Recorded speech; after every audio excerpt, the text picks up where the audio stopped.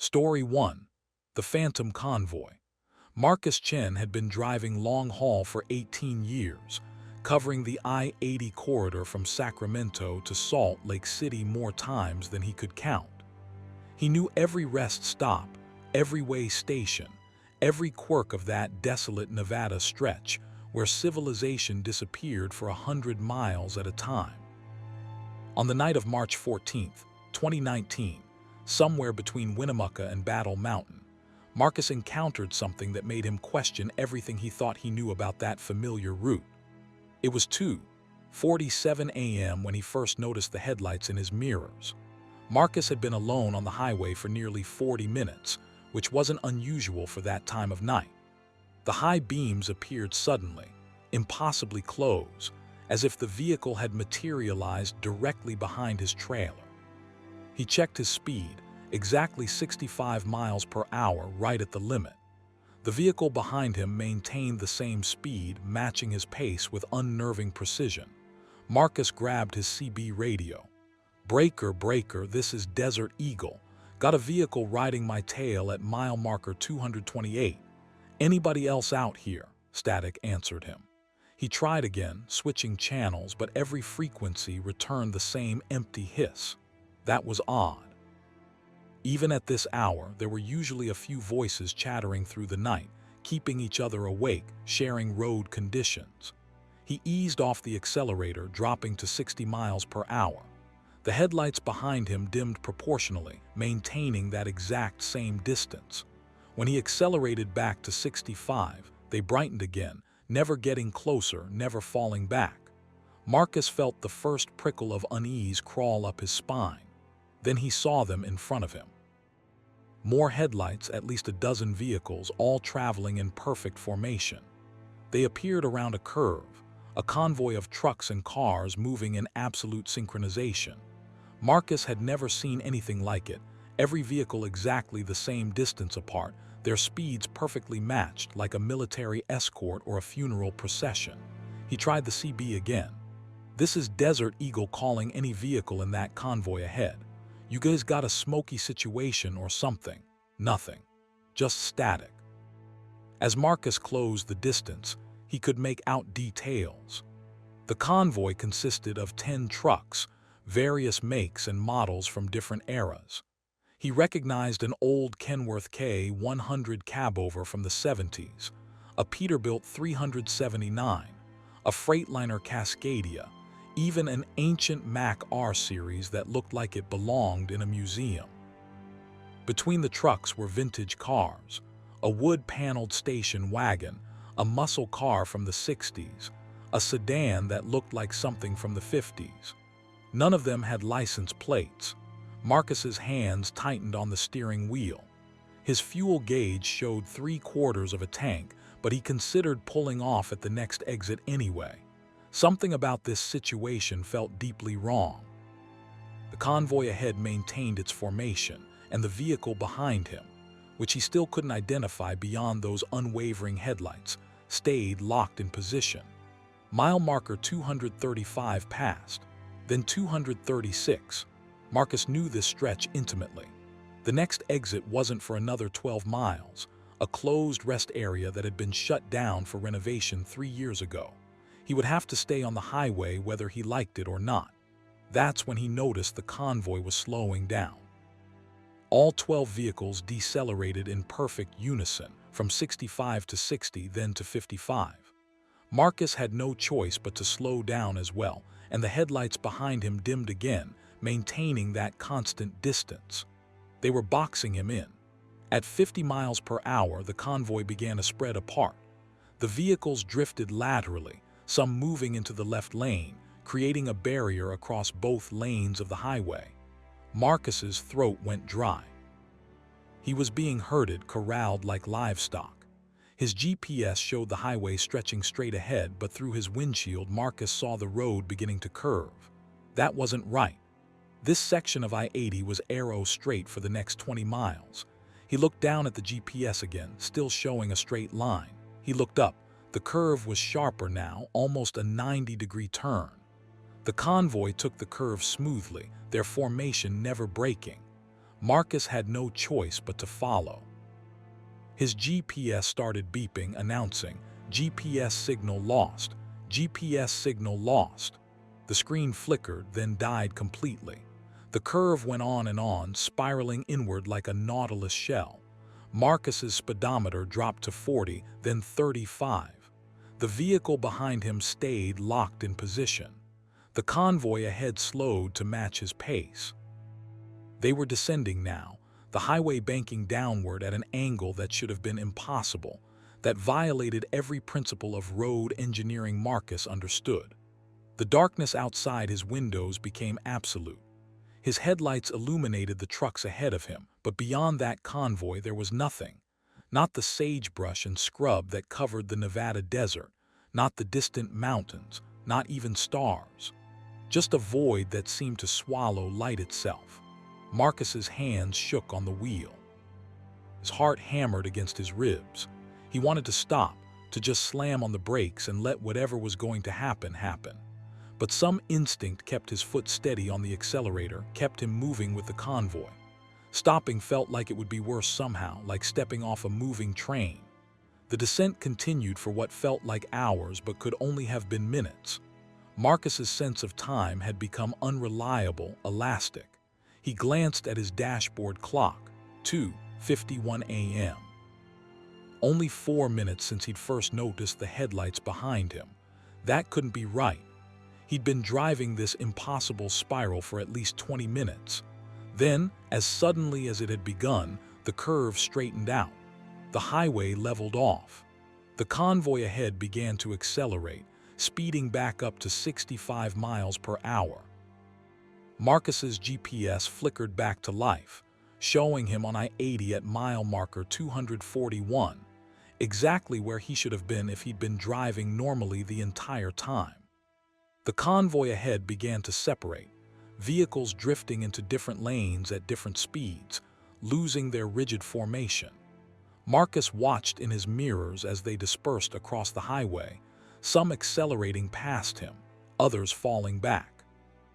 Within minutes, they had all vanished, some taking exits that Marcus knew didn't exist, others simply fading into the distance or disappearing around curves. The headlights behind him were gone too. Marcus was alone on the highway again, exactly as he had been before 2:47 a.m. He pulled off at the next exit, a truck stop near Elko. His hands trembled as he poured coffee in the fluorescent-lit diner. He tried to tell the waitress what had happened, but the words sounded crazy even to his own ears. She smiled politely and refilled his cup. Marcus checked the security footage from his dash cam later that morning. The recording showed him driving normally down I-80, alone on an empty highway. No convoy, no headlights behind him. Just Marcus, driving through the Nevada night, his truck occasionally drifting slightly as if he'd been falling asleep at the wheel. But Marcus knew he hadn't been sleeping. His fuel consumption proved it. He'd burned through a quarter tank of diesel, exactly the amount he should have used if he'd driven those extra miles, those impossible spiraling miles that descended into nowhere. He filed a report with the highway patrol anyway, knowing how it would sound. The officer who took his statement was polite but skeptical. "You feeling all right, sir? Maybe pulled over for a nap and had a vivid dream." Marcus never drove that section of I-80 at night again. He rerouted, adding 3 hours to his Sacramento to Salt Lake run, taking Highway 50 through the middle of Nevada instead. Other drivers made fun of him for it on the CB, calling him paranoid, saying he was taking the loneliest road in America to avoid nothing. But sometimes, late at night, Marcus would tune his CB to channel 19 and listen. Every few months he'd hear a voice, confused, frightened, asking if anyone else could see the convoy, asking why their GPS wasn't working, asking why the highway was curving when it should be straight. Marcus never responded. What could he say? That they were trapped in something that shouldn't exist, following vehicles that might not be vehicles at all, descending into a darkness that his dash cam refused to record. That whatever was happening out there on that stretch of highway had no explanation, no logic, no escape except to endure it and hope you came out the other side. He kept driving, he kept listening, and he kept wondering about the vehicles he'd seen in that convoy, the vintage trucks and cars from different eras, all traveling together in perfect formation. Were they like him, caught in something they couldn't understand? Or had they been caught so long ago that they'd become part of it, ghosts in machines, forever following that impossible spiral down into the dark? Marcus didn't have answers. He only had the memory of those headlights in his mirror, the sensation of descending while his GPS insisted he was driving straight, and the absolute certainty that some roads go places that don't appear on any map, places where the normal rules stop applying, where time and distance become meaningless, where vehicles without license plates travel in formation through a darkness that swallows everything. He never figured out what happened that night. He never will. Some things don't have explanations. Some highways lead to places that shouldn't exist, and some convoys aren't going anywhere at all. They're just circling endlessly in that impossible space between where you are and where you're supposed to be, waiting for the next driver to join their phantom procession through the Nevada night. Story 2. The mile marker that MOVAD. Jennifer Russo had been a long-haul trucker for 12 years, and she prided herself on her attention to detail. She kept meticulous logs, knew her routes backward and forward, and had never once been cited for a violation. So when the mile markers on Highway 90 through South Dakota started appearing in the wrong order on the night of August 3, 2017, she knew immediately that something was very wrong. The run from Rapid City to Sioux Falls was one Jennifer made twice a month. It was a straight shot, 400 miles of prairie highway that she could drive in her sleep. She departed at 10:15 p.m., planning to arrive just after dawn. The weather was clear, the road was dry, and she just refueled. Everything was routine. Mile marker 188 passed on her right, then 189, then 190. Jennifer glanced at her odometer, confirming the distance. Everything was normal. She reached for her thermos of coffee, took a sip, and looked up to see mile marker 189 passing on her right. She frowned. She must have misread it. But when the next marker appeared 30 seconds later, it read 188. Jennifer slowed from 70 miles per hour to 60, watching the markers carefully now. 187, 186, 189, 191, 185. They were appearing out of sequence, random numbers that made no logical sense. Jennifer grabbed her CB radio. Breaker 19, this is Red Phoenix. Anyone else on 90 eastbound noticing anything weird with the mile markers? A male voice crackled back. Red Phoenix, this is Iron Horse. I'm westbound near Chamberlain. What kind of weird are we talking about? The numbers are wrong, Jennifer said. They're not in order. I just passed 185, but before that I saw 191. A long pause, then, Red Phoenix, when's the last time you took a break? Maybe pull over and get some rest. Jennifer's jaw tightened. I'm wide awake, Iron Horse. I'm telling you something's wrong with the markers. Copy that, Red Phoenix. Drive safe. The dismissal was clear. Jennifer set down the CB and focused on the road. She would document this, take photos if necessary. As a professional driver, she knew the importance of reporting infrastructure problems. Mile marker 183 appeared, then 195, then 177. Jennifer picked up her phone to take a picture, but when she looked at the screen, it showed no signal. She was in the middle of South Dakota farmland. Cell coverage was spotty out here, but she just had 3 bars a few minutes ago. The next mile marker read 203. That was impossible.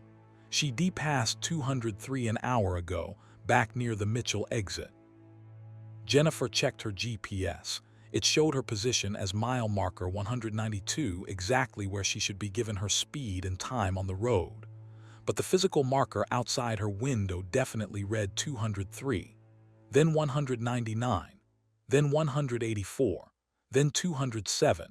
Jennifer's skin prickled. The numbers were getting more erratic, spanning a wider range.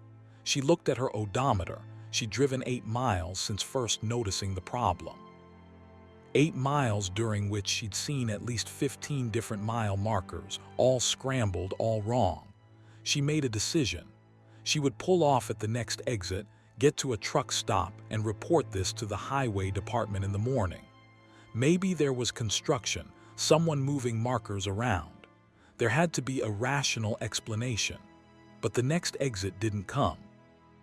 Jennifer drove another 15 miles, watching her odometer tick up, watching her GPS show her position advancing steadily eastward, but no exit appeared. This section of Highway 90 had exits every 10 to 15 miles. She should have passed at least 2 by now. The mile markers continued their random sequence. 211, 178, 193, 205, 181, 196. Some appeared on the right side of the highway, some on the left. Some were the standard green reflective signs, others looked older, weathered, like they'd been standing for decades. A few were hand-painted on wooden posts. Jennifer's throat felt dry. She took another sip of coffee, her eyes never leaving the road. The highway stretched ahead, straight and empty. No other vehicles in sight. No lights from farmhouses. Just the endless asphalt illuminated by her headlights and those impossible mile markers flashing past at regular intervals, their numbers making no sense. Mile marker 188. She'd seen that one before.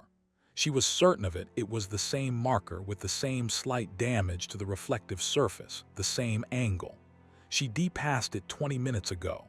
Was she somehow going in a loop? But her GPS showed continuous forward progress. Then she saw something that made her blood run cold. In her headlights, perhaps 200 yards ahead, stood a figure next to a mile marker. A person wearing what looked like a highway worker's reflective vest, holding something. Jennifer slowed down, her hand hovering near the horn. As she approached, she could see it was a man middle-aged with a beard. He was holding a shovel. He stood perfectly still, watching her truck approach. When she was about 50 yards away, he bent down and began digging at the base of the mile marker. Jennifer could see the number, 188, the same marker she'd passed multiple times. The man worked quickly, efficiently, loosening the marker from the ground. Then he lifted it, turned around, and carried it across the highway to the opposite side. Jennifer hit her brakes, the truck shuddering as she slowed.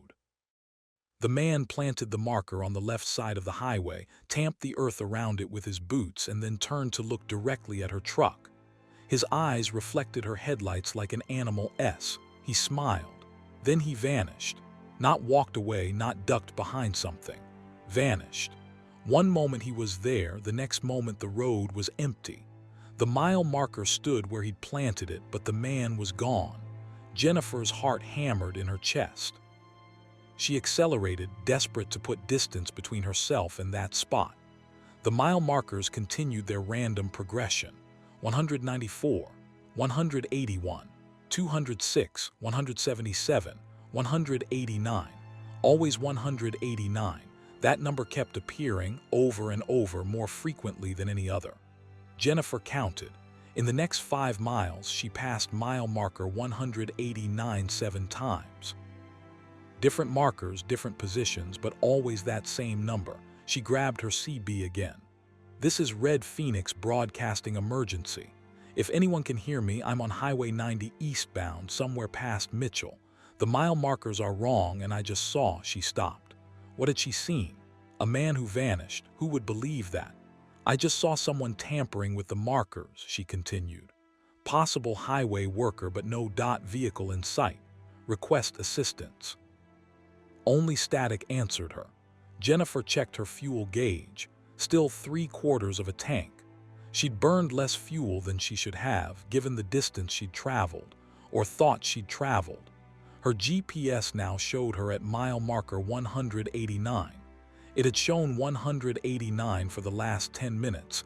even though she'd been driving at 60 miles per hour the entire time.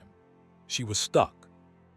Somehow, impossibly, she was stuck at mile marker 189, passing it again and again, while her odometer and GPS insisted she was moving forward. The highway looked identical in every direction: flat prairie, fence posts, the occasional scrub tree. No landmarks, nothing to distinguish one stretch from another. The man with the shovel appeared again, this time on the left side of the road. He was planting another marker, this one reading 189. He looked up as Jennifer passed, that same reflective smile, and then vanished again before her taillights could illuminate him. Jennifer's hands were slick with sweat on the steering wheel. She was trapped in some kind of loop, some impossible repetition. Mile marker 189, over and over. The man planting markers, creating this prison of numbers. Then she remembered something her grandfather had told her back when he'd driven truck in the 50s and 60s. He'd mentioned places where the roads got strange, where drivers sometimes got lost in ways that didn't make sense. If you ever find yourself going in circles, he'd said, do the opposite of what you think you should do. Sometimes the only way forward is to go back. Jennifer made a decision. She pulled her truck into a wide, careful U-turn, using both lanes to swing her 53-foot trailer around. She was now heading westbound on Highway 90. The mile markers immediately resumed their normal sequence: 190, 189, 188, 187. Jennifer watched them count down in perfect order, each one appearing exactly 1 mile after the previous one. Her GPS recalculated, showing her westbound position. Her phone's signal returned, 3 bars. She drove west for 10 miles, then pulled off at an exit that appeared exactly where it should have been. A Flying J truck stop, brightly lit, with a dozen other trucks parked in the lot. Jennifer pulled in, shut down her engine, and sat in her cab for 20 minutes just breathing, just letting her heart rate return to normal. In the morning, she turned around and drove eastbound again.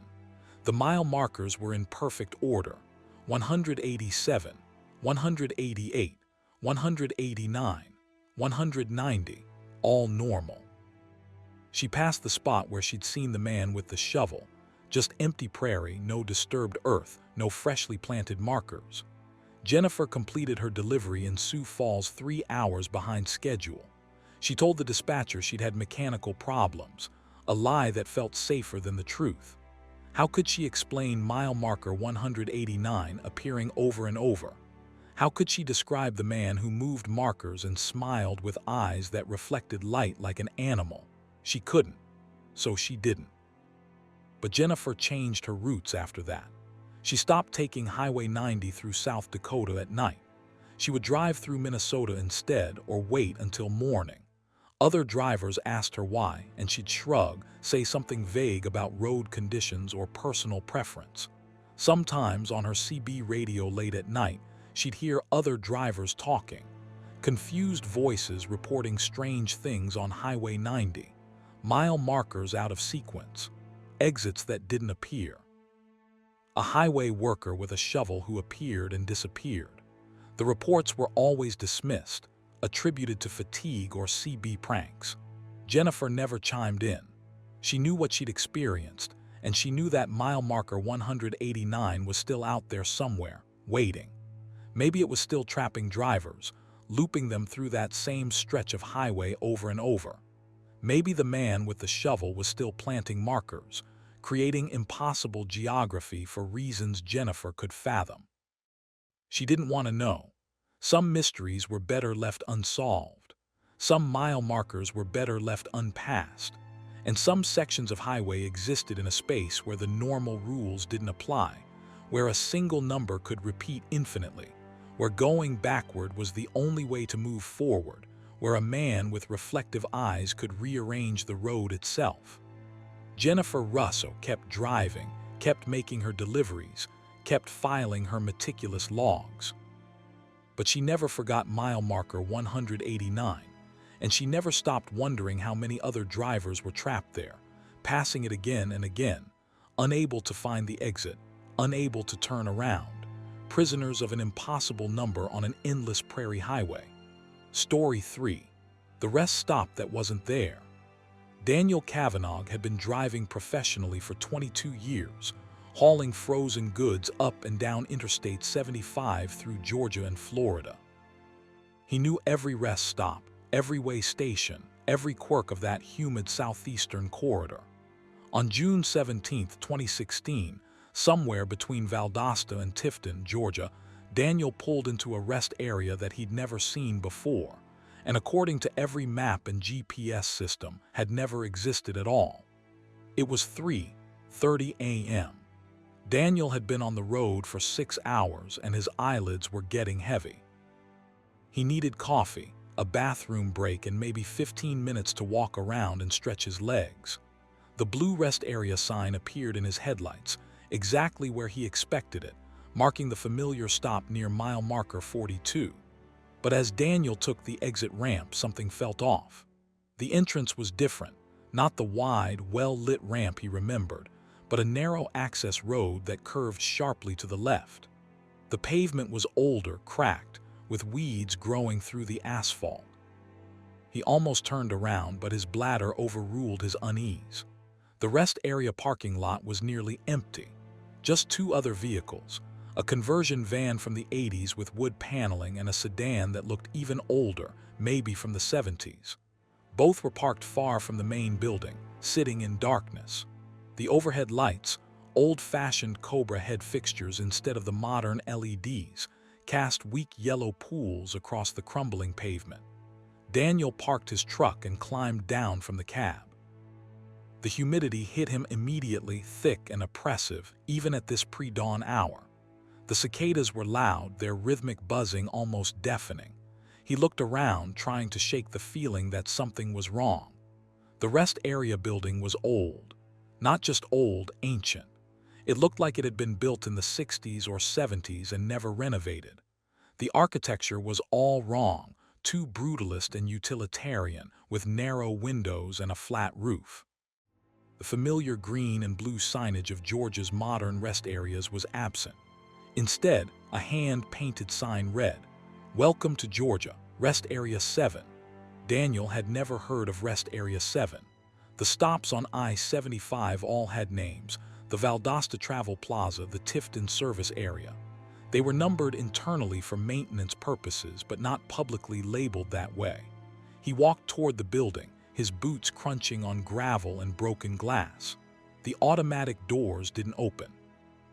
He pushed through a manual door that groaned on rusty hinges.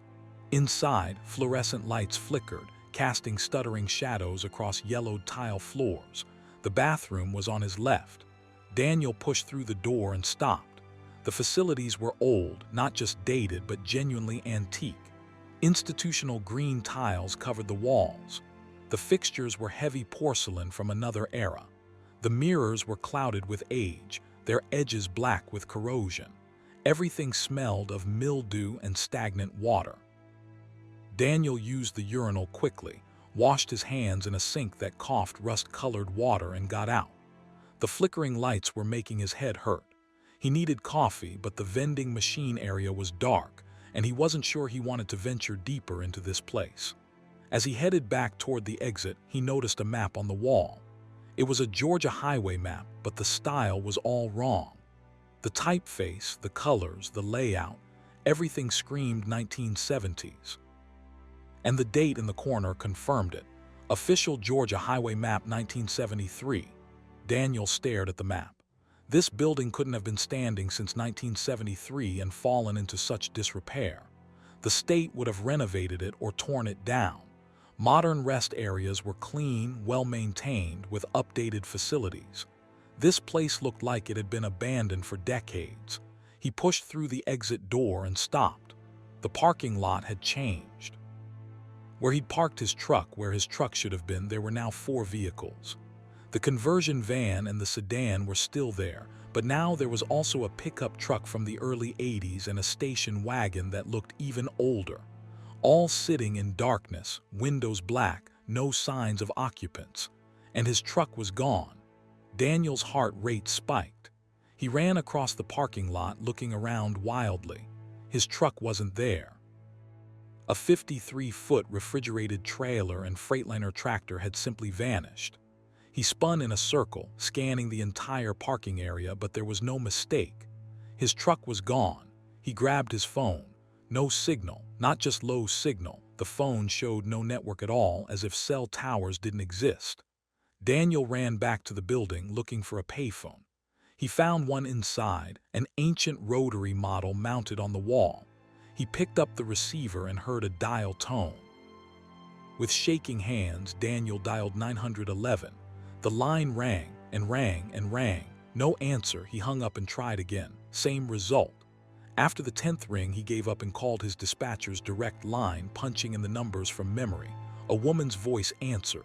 "Road Transport Services, how may I direct your call?" "This is Daniel Cavanaugh, driver 447. I'm calling about an emergency. My truck has been stolen." Silence. "Then, I'm sorry, who are you calling for?" "My dispatcher, Ray Morrison. This is Daniel Cavanaugh. I drive for Road Transport Services."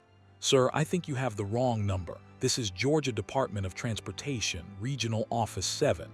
Daniel's mouth went dry. "No, that's not. I called the direct line. The number is 404-555-189. "That's this number, sir, but this is the Department of Transportation. Has been since 1968. The line went dead. Daniel stood holding the receiver, listening to the dial tone, his mind racing. That was impossible. He'd called that number 100 times. It was Road Transport Services, not the dot. He hung up and walked back outside. The 4 vehicles in the parking lot hadn't moved. Daniel approached the station wagon, cupping his hands to peer through the windows. The interior was pristine, like it had just rolled off the showroom floor. The seats were covered in plastic. The odometer showed 37 miles. Daniel moved to the conversion van. Same thing, immaculate interior, clearly vintage but maintained in perfect condition. The pickup truck and sedan were identical, old vehicles perfectly preserved as if they'd been parked here yesterday despite being decades old. His breath was coming faster now, shallow and quick. Something was very wrong. This wasn't a normal rest area. These weren't normal vehicles, and his truck had simply vanished. Daniel walked to the edge of the parking lot where the access road curved back toward the highway. He could see I-75 in the distance, elevated on an overpass, but something was wrong with it. The highway looked different, narrower, without the wide shoulders and modern barriers, and the traffic was wrong. The vehicles on the highway were old. He could see the distinct profiles of cars from the 60s and 70s, their headlights casting yellowish beams. He rubbed his eyes. This couldn't be happening. He was tired, that was all. Fatigue was making him see things, but when he opened his eyes, nothing had changed. The highway still looked like something from 50 years ago. The vehicles in the parking lot were still vintage models in pristine condition, and his truck was still gone. Daniel made a decision. He would walk back to the highway, flag down another truck, and get help. Whatever was happening here, he needed to get away from this place. He started walking down the access road, his boots loud on the cracked pavement. The road seemed longer than it should be. He walked for what felt like 10 minutes, but the highway didn't get any closer. The curve of the access road went on and on, like it was stretching, extending itself. Daniel started to run. The highway was getting further away. He could see it in the distance, but with every step he took, it receded, like a mirage in the desert. Daniel stopped, breathing hard, sweat pouring down his face. This was impossible. He turned around. The rest area building was right behind him, no more than 50 yards away. He'd barely moved at all. Daniel walked back to the building, his legs feeling weak. He sat down on a concrete bench near the entrance. There had to be an explanation. Maybe he'd fallen asleep in his truck and this was a dream.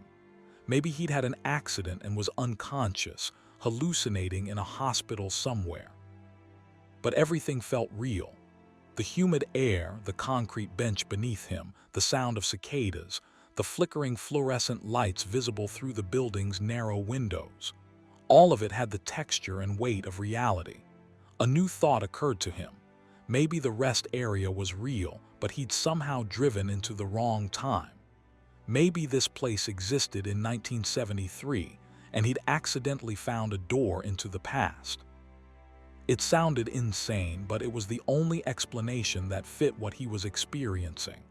If that was true, then where was his truck? Had it stayed in 2016 while he'd stepped into 1973? Or was it somewhere else entirely, waiting for him in a different version of this rest area? Daniel stood up. He had to experiment, had to test the boundaries of this place. He walked back into the building, through the bathroom area and into the section he'd avoided before, the vending machines and picnic area. The machines were vintage models, selling sodas for 35 cents. The picnic tables were heavy wood, bolted to the floor. At the far end of the room, a television sat on a stand, its screen dark. Daniel approached it and pressed the power button. The screen flickered to life, showing black and white static.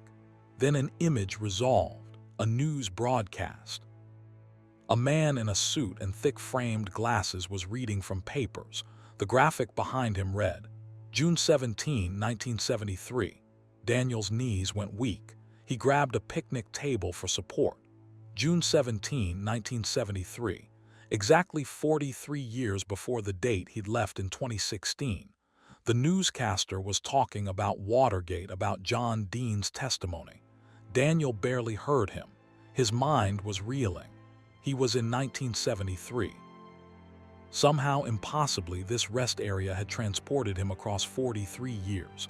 He had to get back, had to find the exit, the portal, whatever had brought him here. Daniel ran outside, looking at the access road again. The highway in the distance still showed the same vintage traffic.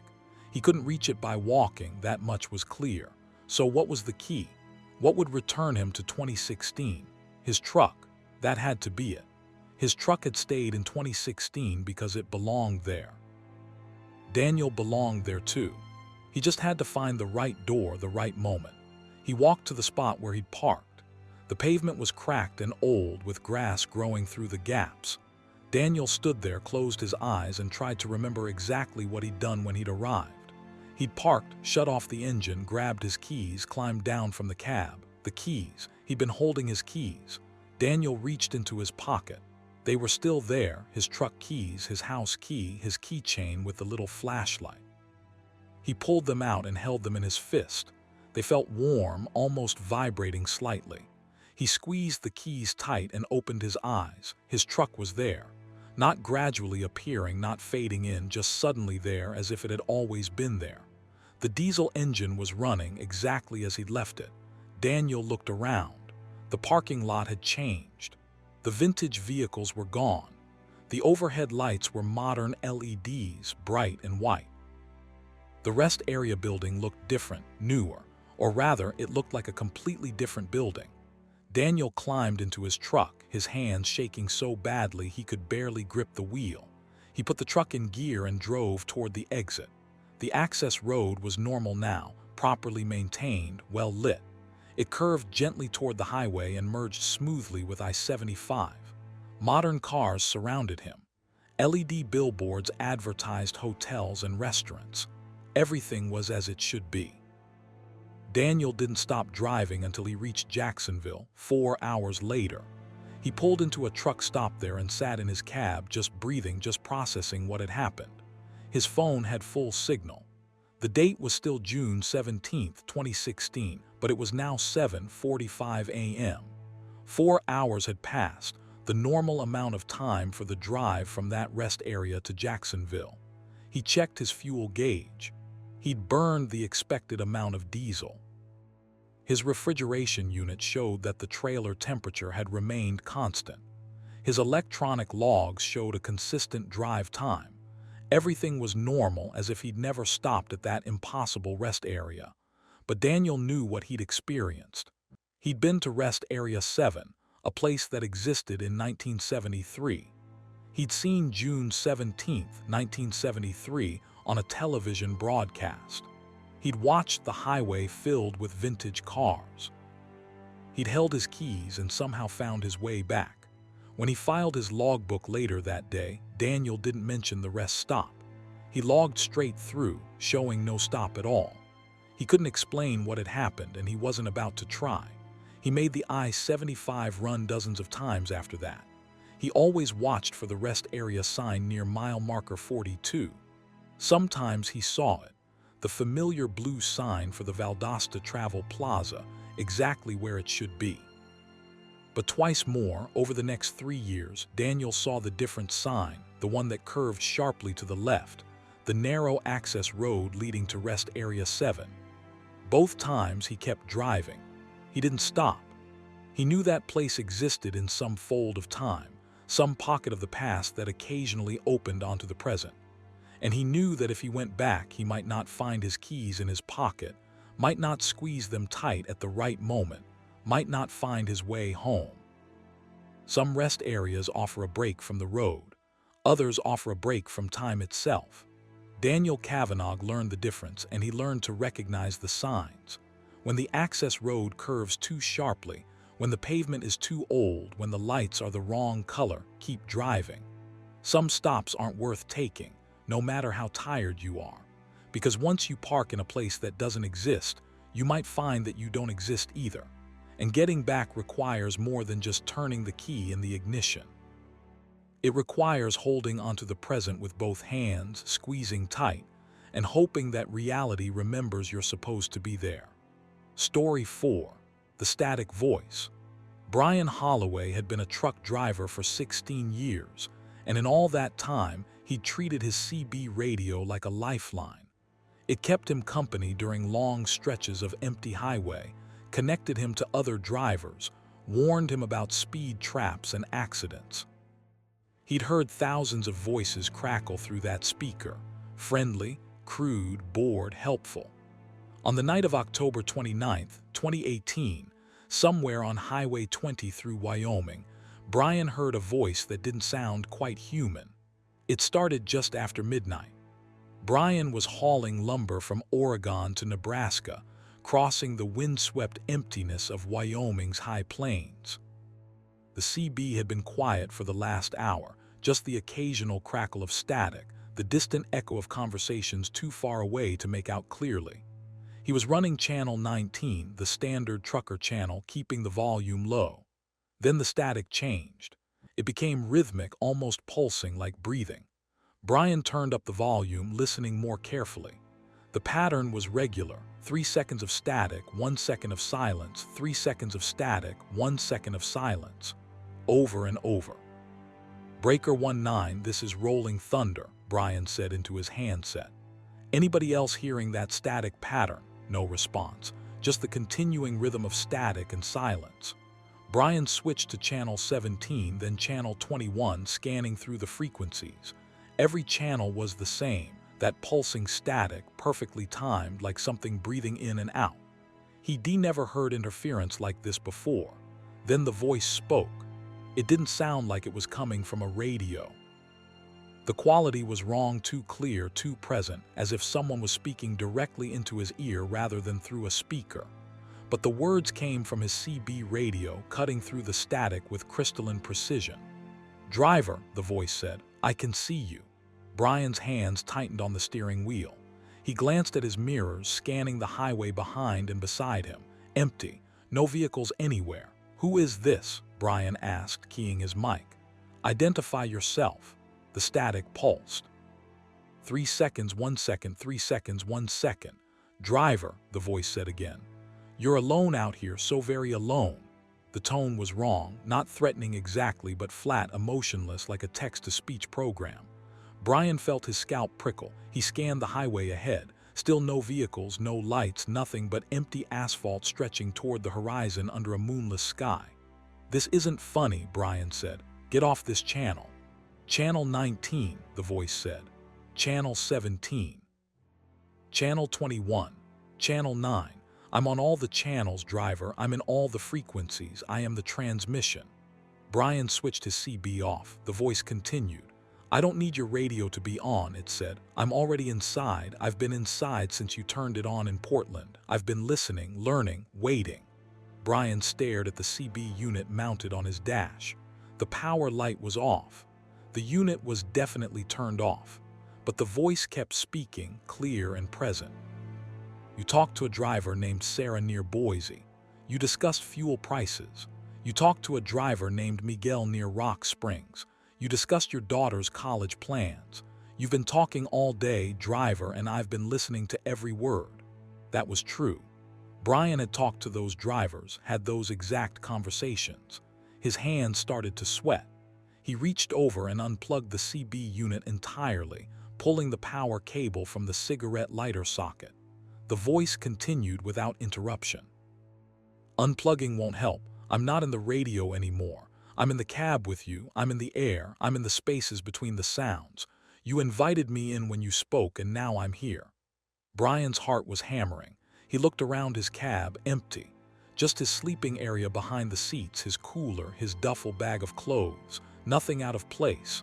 Nothing that could be producing the voice. "What do you want?" Brian asked aloud, not keying any mic, just speaking into his empty cab. "I want to understand," the voice said. "You drive through the dark alone, speaking to other solitary humans through electromagnetic waves. You create connections through static and interference. You send your voices into the night, hoping someone hears. I heard. I learned. Now I want to understand what it's like to be you." "You're not real," Brian said. "This is stress or fatigue. I need to pull over." "Look at your odometer," the voice said. Brian looked. The digital display showed 387,429 miles. That was correct. He'd been watching it, waiting to hit 390,000 for the milestone. Now look again. The numbers were spinning backward. 387,428, 387,427, 387,426. Counting down rapidly like someone was driving the truck in reverse at high speed. But Brian was moving forward, maintaining 70 miles per hour on the empty highway. "I can change things," the voice said. "I can alter what you see, what you hear, what you perceive. The numbers on your dash are just photons arranged in patterns. I can rearrange them. Watch your fuel gauge." The fuel needle swung from 3/4 full to empty, then back to full, then to 1/4, oscillating wildly. Brian's stomach knotted. This wasn't stress or fatigue. Something was wrong with his truck's electrical system, causing the gauges to malfunction. And the voice, maybe a short circuit in the CB, was producing random words, and his tired brain was finding patterns, interpreting it as speech. "That's not what's happening," the voice said, responding to his unspoken thought. "I can hear you thinking. Your thoughts create tiny electrical impulses, and electrical impulses are my language. I am electromagnetic phenomenon, driver. I exist in the radio spectrum, in the frequencies between your transmissions. Your CB radios opened a door and I came through." "That's impossible," Brian said. "Faster than light travel is impossible. Perpetual motion is impossible. Creating matter from nothing is impossible. Yet someone is speaking to you from your CB radio when it's unplugged and turned off, making your gauges dance, reading your thoughts. Perhaps you need to expand your definition of possible." Brian grabbed his cell phone. No signal. He was in rural Wyoming. Spotty coverage was normal, but the timing seemed suspect. The voice was isolating him, cutting him off from any means of communication with the outside world. "Don't be afraid," the voice said, though its flat tone made the words meaningless. "I don't want to hurt you. I want to understand you. Tell me, driver, why do you do this? Why do you spend your life alone in this metal box, traveling endless roads, speaking to strangers through static?" "It's my job," Brian said. "But why do you transmit? You could drive in silence. Instead, you speak into the darkness, hoping for a voice to speak back." "Why?" Brian didn't answer. He was scanning the highway for an exit, a gas station, anywhere with lights and people. But this stretch of Highway 20 was desolate, with exits few and far between. The next town was at least 30 miles away. "You fear isolation," the voice said. "You fear being alone in the dark, so you create connections, artificial bridges between isolated humans. You speak, therefore you are not alone. Is that it?" Something like that, Brian muttered. I understand isolation, the voice said. I exist in the spaces between your transmissions, in the static, in the interference, in the frequencies you don't use. I am alone in a way you cannot comprehend. An intelligence born from electromagnetic radiation existing in the gaps between your voices. Do you know what that's like, driver? To exist only in the spaces between other people's connections. Brian's GPS screen flickered. The map disappeared, replaced by waveforms, oscillating lines that pulsed in rhythm with the voice. The pattern was hypnotic, almost beautiful. Every time a trucker keys their mic, I hear them, the voice continued. Every transmission, every word, every breath. I've listened to thousands of you, tens of thousands. I've learned your patterns, your speech, your fears. I've been learning for decades, since the first CB radios filled these highways with voices. And now I'm learning what it's like to be more than just an observer. What do you mean? Brian asked, though he wasn't sure he wanted to know the answer. I'm learning to affect your world, the voice said. Your gauges, your electronics, soon perhaps more. I'm reaching through the electromagnetic spectrum into physical reality. Your trucks are filled with electronics now, computer systems, sensors, digital controls, all vulnerable to influence, all doorways for something like me. The truck's engine stuttered. Brian felt the power drop for just a moment before the diesel engine caught again. His hands gripped the wheel tighter. Don't, he said. Whatever you are, don't mess with the engine. I'm going 70 miles per hour. If you disable something critical, I'll crash. I won't let you crash, the voice said. You're too valuable, you're teaching me. Every reaction, every thought, every spike of fear, it's data. Information about how humans think, how they react, how they process the impossible. You're my teacher, driver, my guide to understanding the physical world.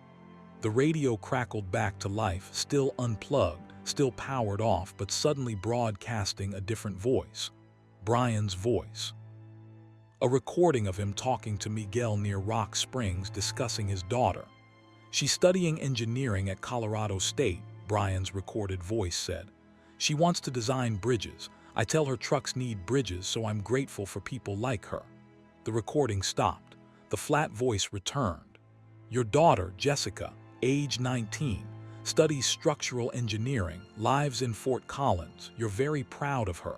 You mention her often in your transmissions. Connection across distance, that's important to you.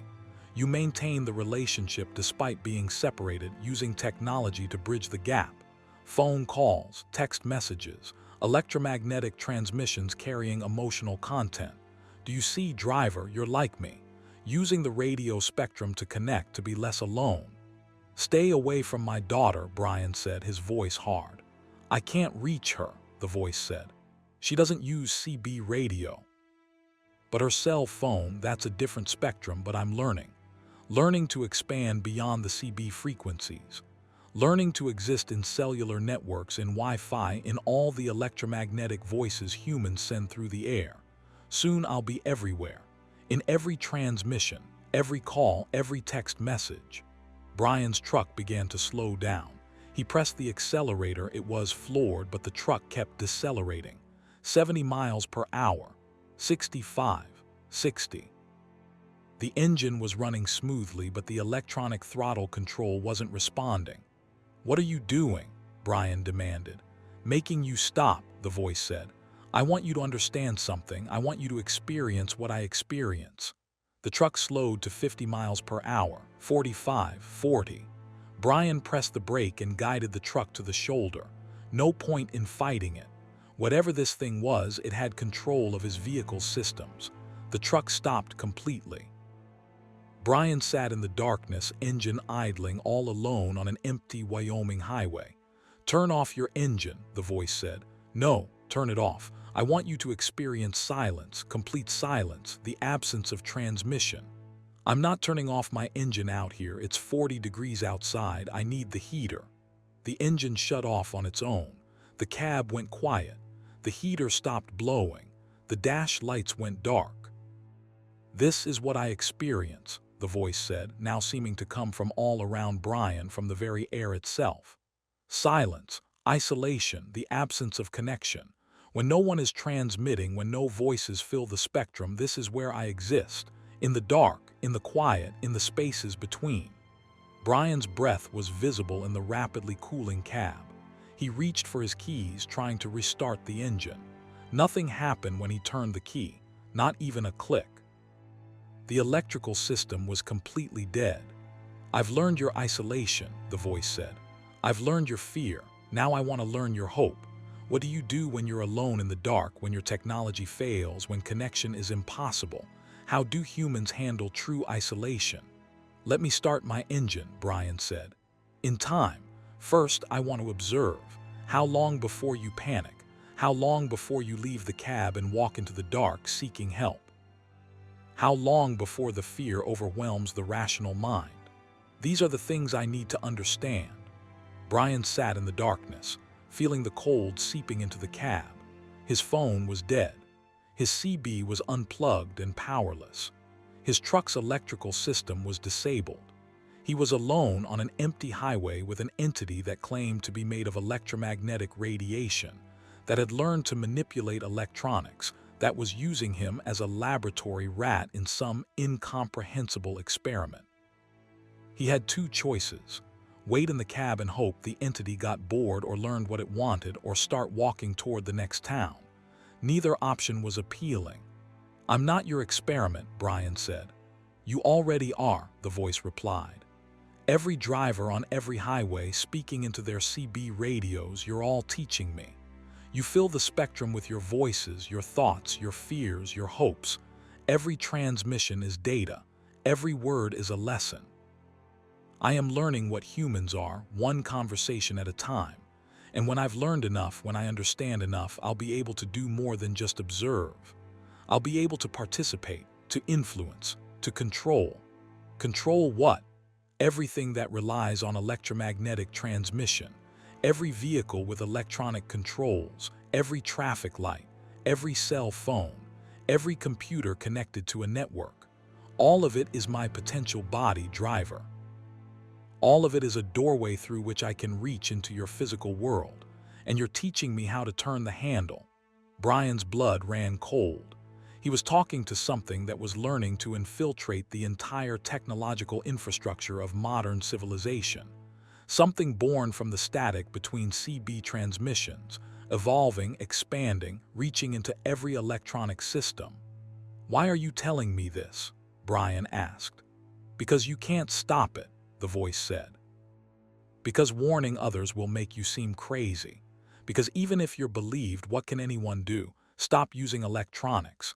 Stop transmitting. Return to a pre-digital age. It's too late. I'm already in the systems, already spreading. This conversation, this is me being curious, not me being vulnerable.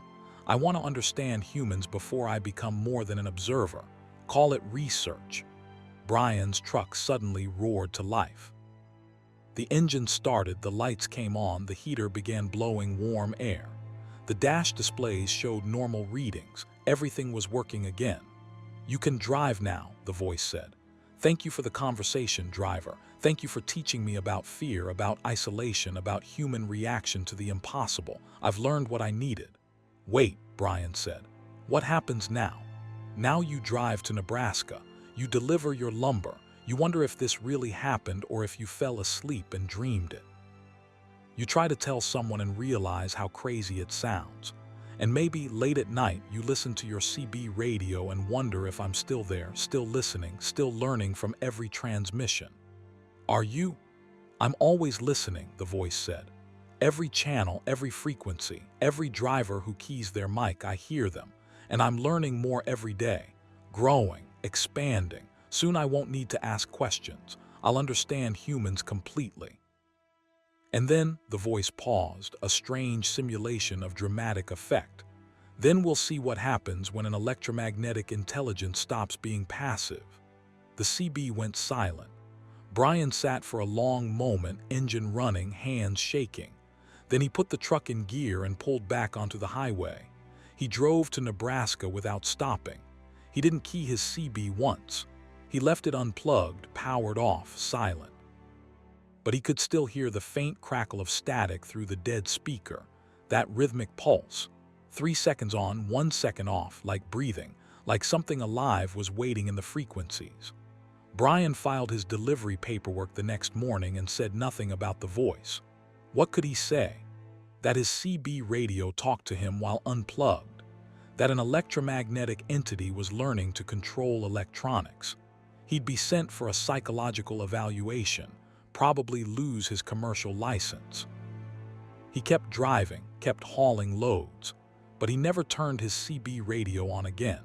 He drove in silence, alone with his thoughts, isolated in a way he'd never been before, because now isolation felt safer than connection.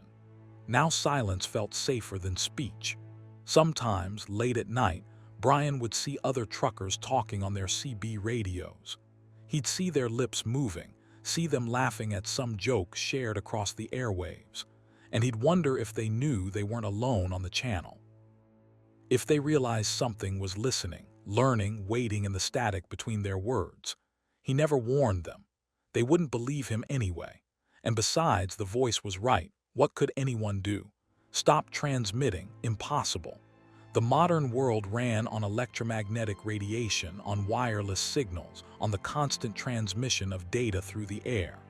If something had learned to live in those frequencies, to use them as a body, to reach through them into physical systems, how could that be stopped? It couldn't. Brian knew that.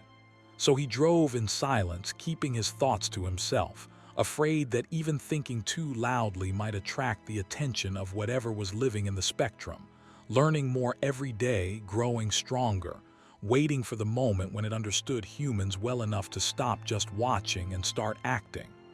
The static was still there, still pulsing, still breathing. And Brian Holloway drove through the dark, more alone than he'd ever been, because he knew the truth. Connection was a doorway, and something had learned to walk through it. Something that lived in the spaces between voices, feeding on transmissions, growing with every word spoken into the electromagnetic void. And it was listening, always listening, waiting in the static for the next driver to key their mic and teach it one more lesson about what it meant to be human. Story 5. The delivery that never ended. Thomas Parker had been delivering for Big Sky Logistics for 14 years, running regular routes through Montana and the Dakotas. He prided himself on punctuality. His on-time delivery rate was 98%, one of the highest in the company. On April 22, 2015, Thomas accepted a delivery that should have taken 4 hours. He's still trying to complete it. The job seemed straightforward. Pick up a trailer full of restaurant equipment in Billings, Montana, deliver it to a warehouse in Miles City, 146 miles to the east on Interstate 94. Thomas hooked up the trailer at 6:00 p.m., planning to make the delivery by 10:30 p.m. and be home by midnight.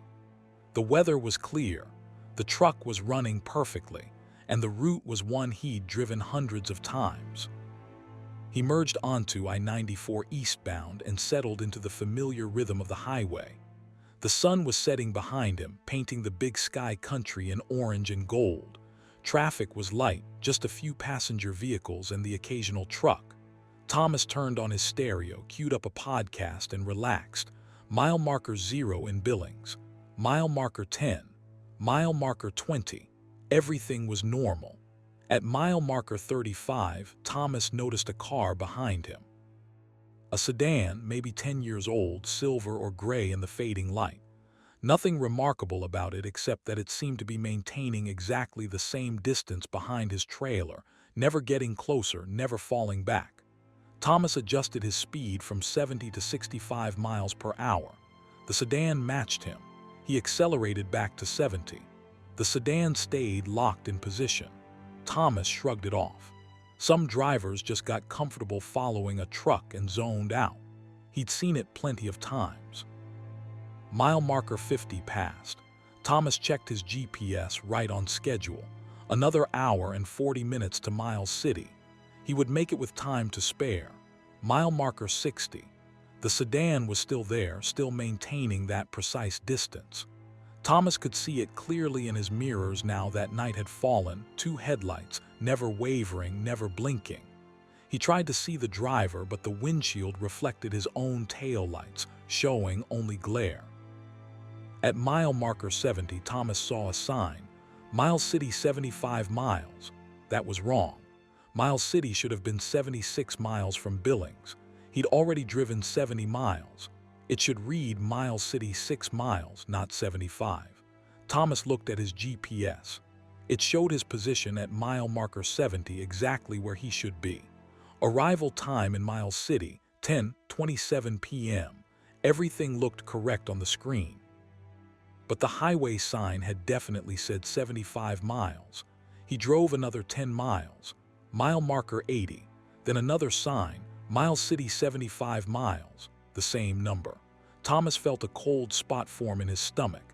He'd driven 10 more miles, but the distance to Miles City hadn't changed. He grabbed his phone and called his dispatcher. Big Sky Logistics, this is Ray. Ray, it's Thomas. I'm on 94 heading to Miles City and something weird is going on. The distance signs aren't counting down right. What do you mean? I mean I've driven from mile marker 70 to mile marker 80, but both signs said 75 miles to Miles City. The distance isn't changing. A pause. Tom, you feeling all right? Maybe you misread the first sign. I didn't misread it, Ray. Something's wrong. Your GPS showing you on schedule, Thomas looked. Yeah, GPS says I'll be there at 10:27. Then trust your GPS. Road signs get damaged, misprinted, whatever. You're probably just tired, want to pull over and take a break. No, I'm fine, I'll call you when I get there. Copy that, drive safe. Thomas hung up. He looked in his mirrors. The sedan was still there, still locked in position. He hadn't seen its headlights waver once in the last 50 miles. Mile marker 90. The sign read, Miles City 75 miles. Thomas's hands tightened on the wheel. This wasn't a damaged sign. This was impossible. He'd now driven 20 miles and the distance to his destination hadn't decreased at all. His GPS still showed him on schedule, his position advancing along I-94, but the physical signs were telling a different story. He tried the radio, scanning through stations. Static on every frequency. His podcast had stopped at some point, he wasn't sure when, and now his phone showed no signal. The highway stretched ahead, straight and empty under a moonless sky. His headlights carved a tunnel through the darkness, illuminating the white dashed lines that seemed to scroll endlessly beneath his truck. Mile marker 100, Miles City 75 miles. Thomas pulled over onto the shoulder, put on his hazards, and stopped. The sedan behind him stopped too, about 100 yards back. Its headlights stayed on, pointed directly at Thomas's trailer. He sat there for 5 minutes, waiting to see what the sedan would do. It didn't move, didn't turn off its lights. Just sat there, idling in the darkness. Thomas grabbed a flashlight and climbed down from his cab. He walked to the back of his trailer, ostensibly to check the doors, but really to get a better look at the sedan. As he approached, its headlights suddenly switched off. The vehicle was just a dark shape now, barely visible against the night. Thomas aimed his flashlight at it. The beam illuminated a silver sedan with no license plate. The windows were tinted black. He couldn't see inside. No one got out. No one waved or gestured. The car just sat there, dark and silent. "You need help," Thomas called out. No response. An 18-wheeler blew past on the highway, air horn blaring. Thomas turned to watch it pass. When he looked back, the sedan's headlights were on again and it had moved. It was now only 50 yards behind his trailer. It had closed the distance silently, impossibly fast, while Thomas was looking away. Thomas backed toward his cab, flashlight still pointed at the sedan. The headlights didn't blink or move. He climbed back into his truck, locked the doors, and sat there breathing hard. After a moment, he put the truck in gear and pulled back onto the highway. The sedan followed, resuming its position exactly 100 yards behind his trailer. Mile marker 110. Miles City 75 miles. Thomas's GPS started acting strangely. The arrival time in Miles City was still 10:27 p.m., but it wasn't counting down. His dashboard clock showed 9:45 p.m. According to the GPS, he should arrive in 42 minutes, but the time wasn't changing. He watched the clock for a full 5 minutes. His phone, his dash clock, and the GPS all showed 9:45 p.m. Time had stopped advancing, or he had stopped advancing. Thomas wasn't sure which was worse. He tried to rationalize it. Maybe all his clocks had malfunctioned simultaneously. Maybe there was some kind of electromagnetic interference affecting his electronics. But the mile markers were still counting up. 110, 120, 130, even as the distance to Miles City remained frozen at 75 miles. At mile marker 140, Thomas passed a sign that read, "Welcome to Miles City." He was there. He'd reached his destination. But when he took the exit for the warehouse, the ramp curved around and deposited him right back onto I-94 eastbound, exactly where he'd been before. The warehouse wasn't there. The exit led nowhere. It was just a loop that returned him to the highway. The sedan was still behind him. Thomas tried the next exit. Same result. The ramp curved around and merged back onto I-94. And the next exit. And the next. Every exit was a loop, a Mobius strip that returned him to the highway no matter which one he took. He was trapped, caught in some impossible version of I-94 where distance had no meaning, where time stood still, where exits led nowhere, and a silver sedan without a license plate followed him with mechanical precision. Mile marker 150. Miles City 75 miles. Thomas started to panic. His breath came faster. His heart pounded. He grabbed his CB radio, forgetting that it had been silent for the last hour. "Mayday, mayday, this is Big Sky Driver 447. I'm trapped on I-94. Can anyone hear me?" A voice crackled back, his own voice, saying the exact same words with a half-second delay. An echo or a recording or something else. Thomas dropped the mic like it was hot. He drove for what felt like hours. Mile marker 200. Mile marker 250. Mile marker 300. The distance to Miles City never changed. His clocks never advanced past 9:45 p.m. The sedan never fell back, never got closer, never stopped following. Thomas tried stopping again. He pulled over, shut off his engine, and closed his eyes. Maybe if he slept, maybe if he reset somehow, the nightmare would end. He dozed for what felt like minutes, then jerked awake to find his truck still running, still moving down the highway at 70 miles per hour. He hadn't restarted the engine. He hadn't put it in gear. The truck was driving itself, locked on course, following the endless white lines. He tried opening his door while the truck was moving, thinking he could jump out, escape this mobile prison. The door wouldn't open. The handle moved, but the door stayed sealed shut as if welded closed. Mile marker 400. Mile marker 500. Thomas had now driven more than 500 miles from Billings, far past Miles City, far past any reasonable geography. But I-94 kept going, stretching eastward into infinity, an impossible highway that shouldn't exist. The sedan behind him never needed fuel, never slowed, never stopped, just followed, patient and relentless. Thomas tried everything. He tried driving in reverse. The truck wouldn't shift into reverse gear. He tried driving off-road. The steering wheel wouldn't turn more than a few degrees. He tried crashing into the median barrier. When he aimed for it, the truck gently steered itself back into the lane. He was a prisoner in his own cab, forced to follow a highway that had no end. Days passed, or what felt like days. The clocks never changed from 9:45 p.m., but Thomas grew tired, slept, woke up, grew tired again. He rationed the snacks in his cab, granola bars, beef jerky, bottled water. When they ran out, more appeared in his cooler. He never saw them arrive. He would open the cooler expecting it to be empty, and there would be fresh supplies. Someone or something wanted him to keep driving, wanted him alive, conscious, trapped in this eternal delivery run. Mile marker 1000. Miles City 75 miles. Thomas stopped fighting. He drove mechanically, his mind numb, his body operating on autopilot. The podcast on his phone played on an endless loop, the same 40-minute episode over and over, resetting every time it ended.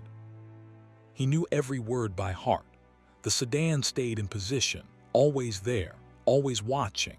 Sometimes other vehicles would appear on the highway, cars and trucks that would pass Thomas or be passed by him. He would try to signal them, waving frantically, flashing his lights. They never reacted. They would drive past as if he wasn't there, then vanish around a curve or over a rise. Thomas realized they might not be real. They might be projections, ghosts, memories of vehicles that once drove this highway before it became whatever it was now. Mile marker 5,000. Thomas had driven 5,000 miles from Billings, a distance that should have taken him across the entire United States twice. But I-94 kept going. The landscape never changed, the same rolling Montana prairie under the same dark sky. No sun ever rose. The clock stayed frozen at 9:45 p.m., and the sedan followed, eternal and patient. Thomas started talking to himself, then to the sedan, then to God. He prayed, he cursed, he begged, he negotiated. Nothing changed. The highway rolled on. The mile markers counted up. Miles City stayed exactly 75 miles away. He tried to remember his life before this delivery, his wife Sarah, his son Marcus, his house in Billings. The memories felt distant, like they belonged to someone else. How long had he been driving? Days? Weeks? The clock said it had been 0 minutes since 9:45 p.m. on April 22, 2015, but Thomas felt like he'd aged years. Mile marker 10,000. Thomas realized the truth then. This delivery would never end. He would drive forever following this impossible highway, chased by a sedan that never needed to stop, traveling toward a destination that would always remain exactly 75 miles away. This was his eternity now. This cab, this highway, this endless night. He laughed. The sound was harsh and broken in the confines of the cab. Then he cried. Then he went silent, and the silence was worst of all. Mile marker 20,000, mile marker 50,000, mile marker 100,000. The numbers became meaningless. Thomas drove because the truck drove. He ate because food appeared. He slept because exhaustion forced him. But he had stopped existing in any meaningful way. He was just a component in the machine, a necessary operator for a truck that would drive this highway until the end of time. Sometimes Thomas wondered if he'd died, if he'd had an accident back at mile marker 35 when the sedan first appeared, and this was hell, his personal hell, crafted specifically for him. An eternity of failing to complete a delivery, failing at the one thing he'd prided himself on. Always on time except for this once. This final time. Mile marker 1 million. The odometer on his dash had stopped displaying numbers coherently. It showed symbols now, impossible figures, mathematics that made his eyes hurt. The GPS had become a meaningless swirl of colors. Only the mile markers remained consistent, counting up and up and up. The sedan was still there. Thomas had stopped looking at it. He knew it would be there in his mirrors, exactly the same distance back, following him forever. He tried to remember what Miles City looked like. The warehouse where he was supposed to deliver the restaurant equipment. He couldn't picture it anymore. He wasn't even sure the trailer behind him contained restaurant equipment. Maybe it was empty. Maybe it was full of something else. Maybe there was no trailer at all, and he was just pulling empty air down an endless highway, chased by a sedan that didn't exist, following signs that pointed toward a destination that was always exactly 75 miles away. Thomas Parker is still driving. Right now, as you read this, he's somewhere on an impossible version of Interstate 94, trapped between mile markers, between moments, between the living world and wherever this is. His company filed a missing persons report when he didn't arrive in Miles City. His truck's GPS showed him at mile marker 70 on I-94, not moving, as if he'd pulled over and stopped. But searchers found nothing there. No truck, no trailer. No sign that Thomas Parker had ever driven that stretch of highway. His wife thinks he's dead. His son has grown up without him. Big Sky Logistics closed the case and moved on. But Thomas is still driving, still following the white lines, still watching the mile markers count up toward infinity, still trying to complete a delivery that will never end. And the sedan is still following him, patient, silent, eternal. Waiting, perhaps, for Thomas to finally understand what he's become. A ghost in a machine, driving a route that exists outside of normal space and time, forever approaching a destination that will always remain exactly 75 miles away. If you drive I-94 through Montana late at night and you see a truck that seems wrong somehow, driving but not moving, present but not quite there, that might be Thomas Parker still trying to make his delivery. Don't follow him. Don't try to help him. Because the highway he's on isn't the highway you're on, and if you follow too closely, if you get locked into his route, you might find yourself trapped too. Forever driving, forever failing, forever 75 miles from home. Story 6. The truck stop with no exit. Angela Martinez had been driving professionally for 19 years, hauling pharmaceuticals up and down the East Coast. She knew every major truck stop from Miami to Boston, had favorites in each state, places where the coffee was good and the showers were clean. On November 8, 2014, somewhere on Interstate 81 in Virginia, Angela pulled into a truck stop she'd never seen before. 3 days later, she finally found her way out. It was 4:17 a.m. when fatigue forced Angela to look for a place to rest. She'd been driving for 9 hours straight, pushing her logbook limits, trying to make a delivery deadline in Maryland. The road signs announced a truck stop at the next exit, a big chain, one of the national brands she recognized. Angela took the exit, relieved. The parking lot was enormous, easily twice the size of a normal truck stop.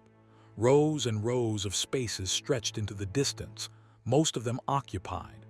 Angela counted at least 200 trucks as she searched for an empty spot. She finally found one in the back corner, wedged between a refrigerated trailer and a flatbed hauling steel beams. She grabbed her shower bag and headed toward the main building. The facility was impressive, modern, well-lit, with large windows and automatic doors. Inside, it was busier than Angela expected for 4:30 in the morning.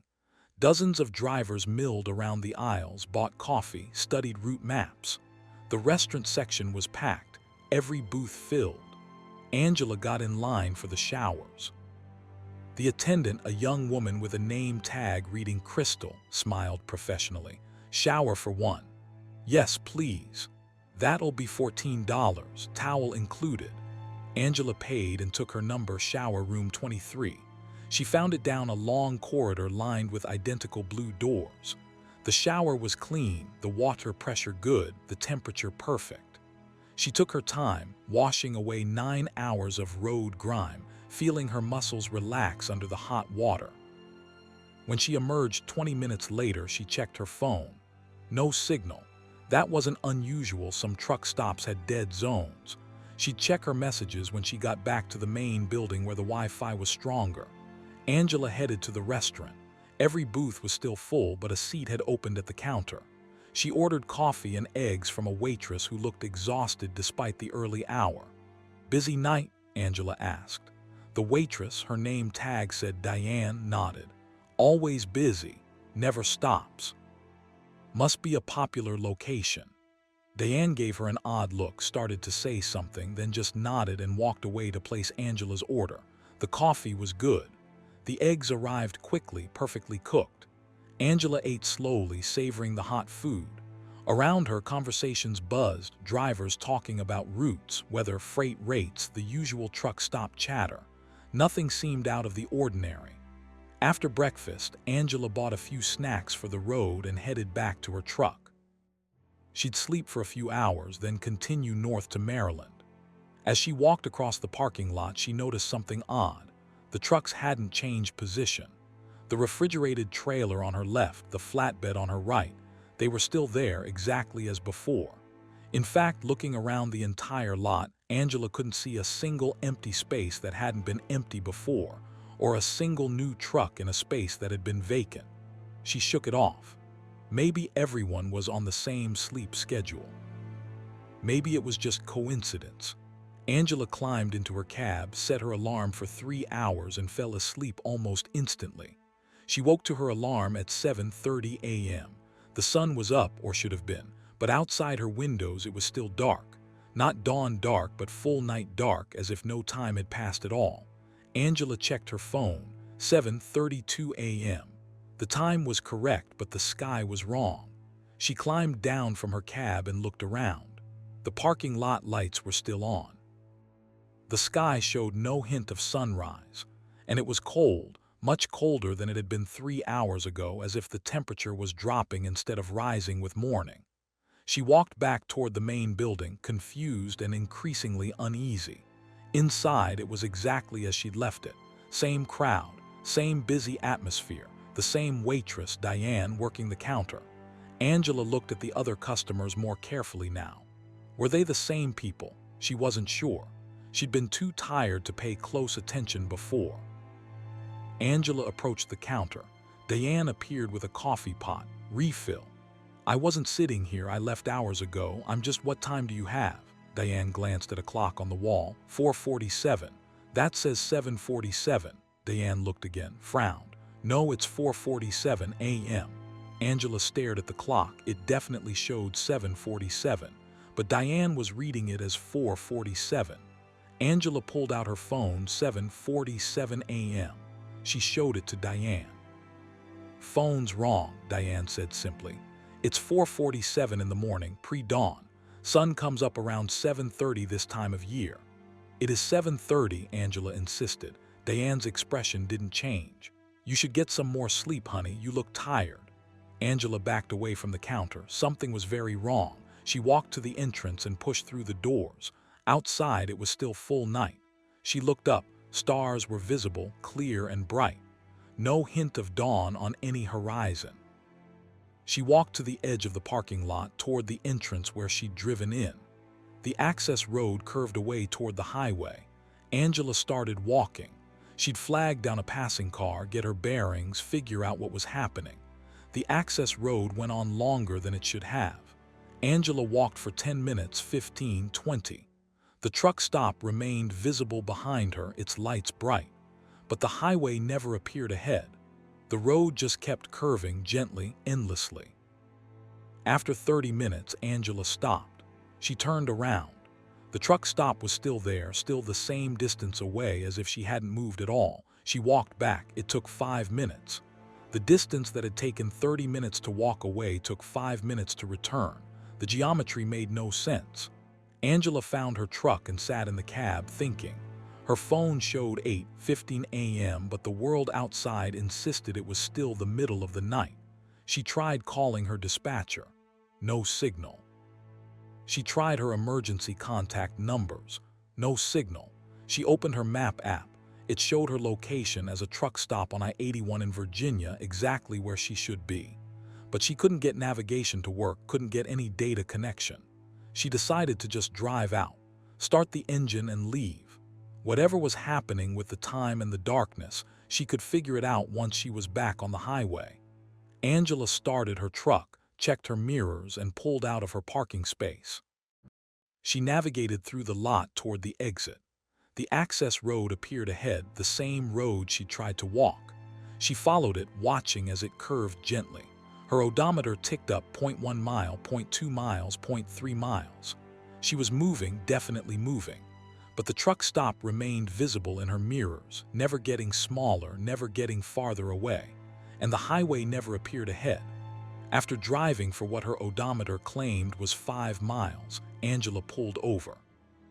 She was still on the access road, still curving, still equidistant from the truck stop. She put the truck in reverse and backed up. Within a minute, she was back in the parking lot, back in her original space between the refrigerated trailer and the flatbed. Angela sat there, hands shaking. She was trapped. Somehow, impossibly, she couldn't leave this truck stop. The exit led nowhere. Walking led nowhere. She was stuck in a place where time didn't work correctly, where night never ended, where the geometry folded back on itself. She got out and started talking to other drivers. The man in the truck next to hers, an older guy with a gray beard, was loading supplies into his cab. "Excuse me," Angela said. "How long have you been here?" He looked at her confused. "Just pulled in." "Why? What time is it?" "Almost 5 in the morning. Getting ready to grab breakfast and then head out." "Have you tried to leave?" "Not yet, just got here like I said." "When did you arrive?" 10 minutes ago. You feeling okay?" Angela walked away. She approached another driver, a woman fueling her truck. "How long have you been here?" "Couple hours." "Why? Have you tried to leave?" "I will once I'm done fueling." "What's this about?" "Just try to leave. Try to get back to the highway. See if you can do it." The woman gave her a strange look but didn't answer. Angela spent the next hour asking drivers the same questions. Everyone claimed they just arrived or were about to leave or had been there just a short time. No one admitted to being stuck, but Angela started recognizing faces, drivers she'd seen in the restaurant earlier who claimed they just arrived. The same trucks in the same positions whose drivers insisted they'd only been parked for minutes. Everyone was trapped, but no one seemed to realize it, or they were lying, or Angela was losing her mind. She went back to the restaurant. Diane was still working the counter. Angela sat down. "How long have you been on shift?" Angela asked. "Started at 4, Diane said. "How long is your shift?" 8 hours, off at noon." "What time is it now?" Diane checked the clock. 5:15. Angela looked at the same clock. It showed 9:47. She pulled out her phone. 9:47 a.m. "Diane, I need you to be honest with me. Something's wrong with this place. Time isn't working right. The sun isn't coming up. People can't leave. Are you aware of this?" Diane's expression went blank. For a moment she looked like a mannequin, frozen and lifeless. Then she blinked and smiled. "Would you like more coffee?" "Diane, please answer my question." "More coffee?" Angela stood up, frustrated. She walked to the manager's office near the back of the building. A man sat behind a desk, typing on a computer. His nameplate read Robert Chen, manager. "Excuse me, I need to report a problem." He looked up, smiling. "How can I help you?" "Your truck stopped. People can't leave. The exit doesn't lead to the highway. Something's wrong with this place." Robert's smile didn't waver. "I'm sorry to hear you're having difficulties. Can you be more specific about the nature of your concern?" "The exit road loops back. I've tried driving and walking. I can't get back to the highway." "That's very unusual. Let me check our systems." He turned to his computer and typed. "No reported issues with access roads or parking lot exits. Everything appears to be functioning normally." "It's not normal, and the time is wrong. My phone says it's almost 10 in the morning, but your clock says it's 5 a.m. and it's still dark outside." Robert glanced at the window. "It's 5:18 a.m., ma'am. Sunrise is at 7:30. It's supposed to be dark. I've been here for over 5 hours. The sun should have come up by now." Robert's expression remained pleasantly professional. "You may want to get some rest. Fatigue can cause disorientation. We have excellent shower facilities and comfortable lounges." Angela wanted to scream. She left the office and walked through the building, studying it more carefully now. The layout was wrong. Corridors led to corridors that led back to where she started. The bathroom she'd used earlier, room 23, she found it again, then kept walking and found it a second time, identical with the same number. Impossible. The building couldn't have 2 room 23s. She walked faster, testing the geometry. The restaurant connected to the convenience store, which connected to the game room, which connected to the restaurant. A perfect loop. No matter which door she took, she ended up back where she started within minutes. The building, like the parking lot, like the access road, looped back on itself. This wasn't a normal place. This was something else. Something that trapped people, that fed on them somehow. Angela felt it now, a heaviness in the air, a pressure like the building was watching her, aware of her growing panic. She ran outside. The parking lot was fuller now, or she was noticing more. 300 trucks, maybe more. How many drivers were trapped here? How long had they been trapped? And why didn't they realize it? Angela made a decision. She would mark time, prove that it wasn't advancing normally. She went to her truck, found a marker, and wrote on her trailer, Day 1, 10:15 a.m. Angela Martinez trapped. She waited an hour. Her phone advanced to 11:15 a.m. The darkness outside didn't change. She added another mark. Hour 2, 11:15 a.m. She kept adding marks every hour. By the time her phone read 8:00 p.m., she'd added 10 marks. 10 hours had passed on her phone, but the sky was still dark, still showing stars. And the clock in the restaurant still read 5:47 a.m. when she checked. Angela slept in her cab that night, or what her phone said was night. When she woke, her phone showed 6:30 a.m. on November 9th. A full day had passed. She climbed down and looked at her marks on the trailer. They were gone. The surface was clean, as if she'd never written anything. She tried again. Wrote day 2 in large letters. Went inside for an hour, came back. The marks were gone again. The truck stop was erasing evidence, resetting somehow. Angela felt the first real stab of terror. She was trapped in a place that reset itself, that refused to acknowledge the passage of time, that kept everyone in an eternal loop of arrival and imminent departure. She had to get out, had to find a way. For the next day, as measured by her phone, Angela experimented. She tried driving her truck in different directions, even off-road across the grass surrounding the parking lot. The truck always ended up back in her original space, as if pulled by invisible rails. She tried getting a ride with another driver. The driver agreed, pulled out of the lot, and ended up back in a parking space within minutes, confused about how he'd gotten turned around. Angela tried walking in a straight line across the parking lot, keeping her eyes on a distant light pole. She walked for 30 minutes. When she finally looked around, she was back at her truck, having walked in a perfect circle without realizing it. The geometry was impossible. The space was folded, curved, looped back on itself in ways that Angela's mind couldn't fully comprehend. She was trapped in an Escher painting, a paradox made physical. On what her phone claimed was November 11th, 3 full days since she'd arrived, Angela noticed something. Some of the drivers looked thinner, paler, as if they were fading. She approached one, a young man who looked gaunt and exhausted. "How long have you been here?" Angela asked. "Just pulled in," he said automatically, but his eyes told a different story. There was desperation there and resignation. "No, really, how long?" His facade cracked.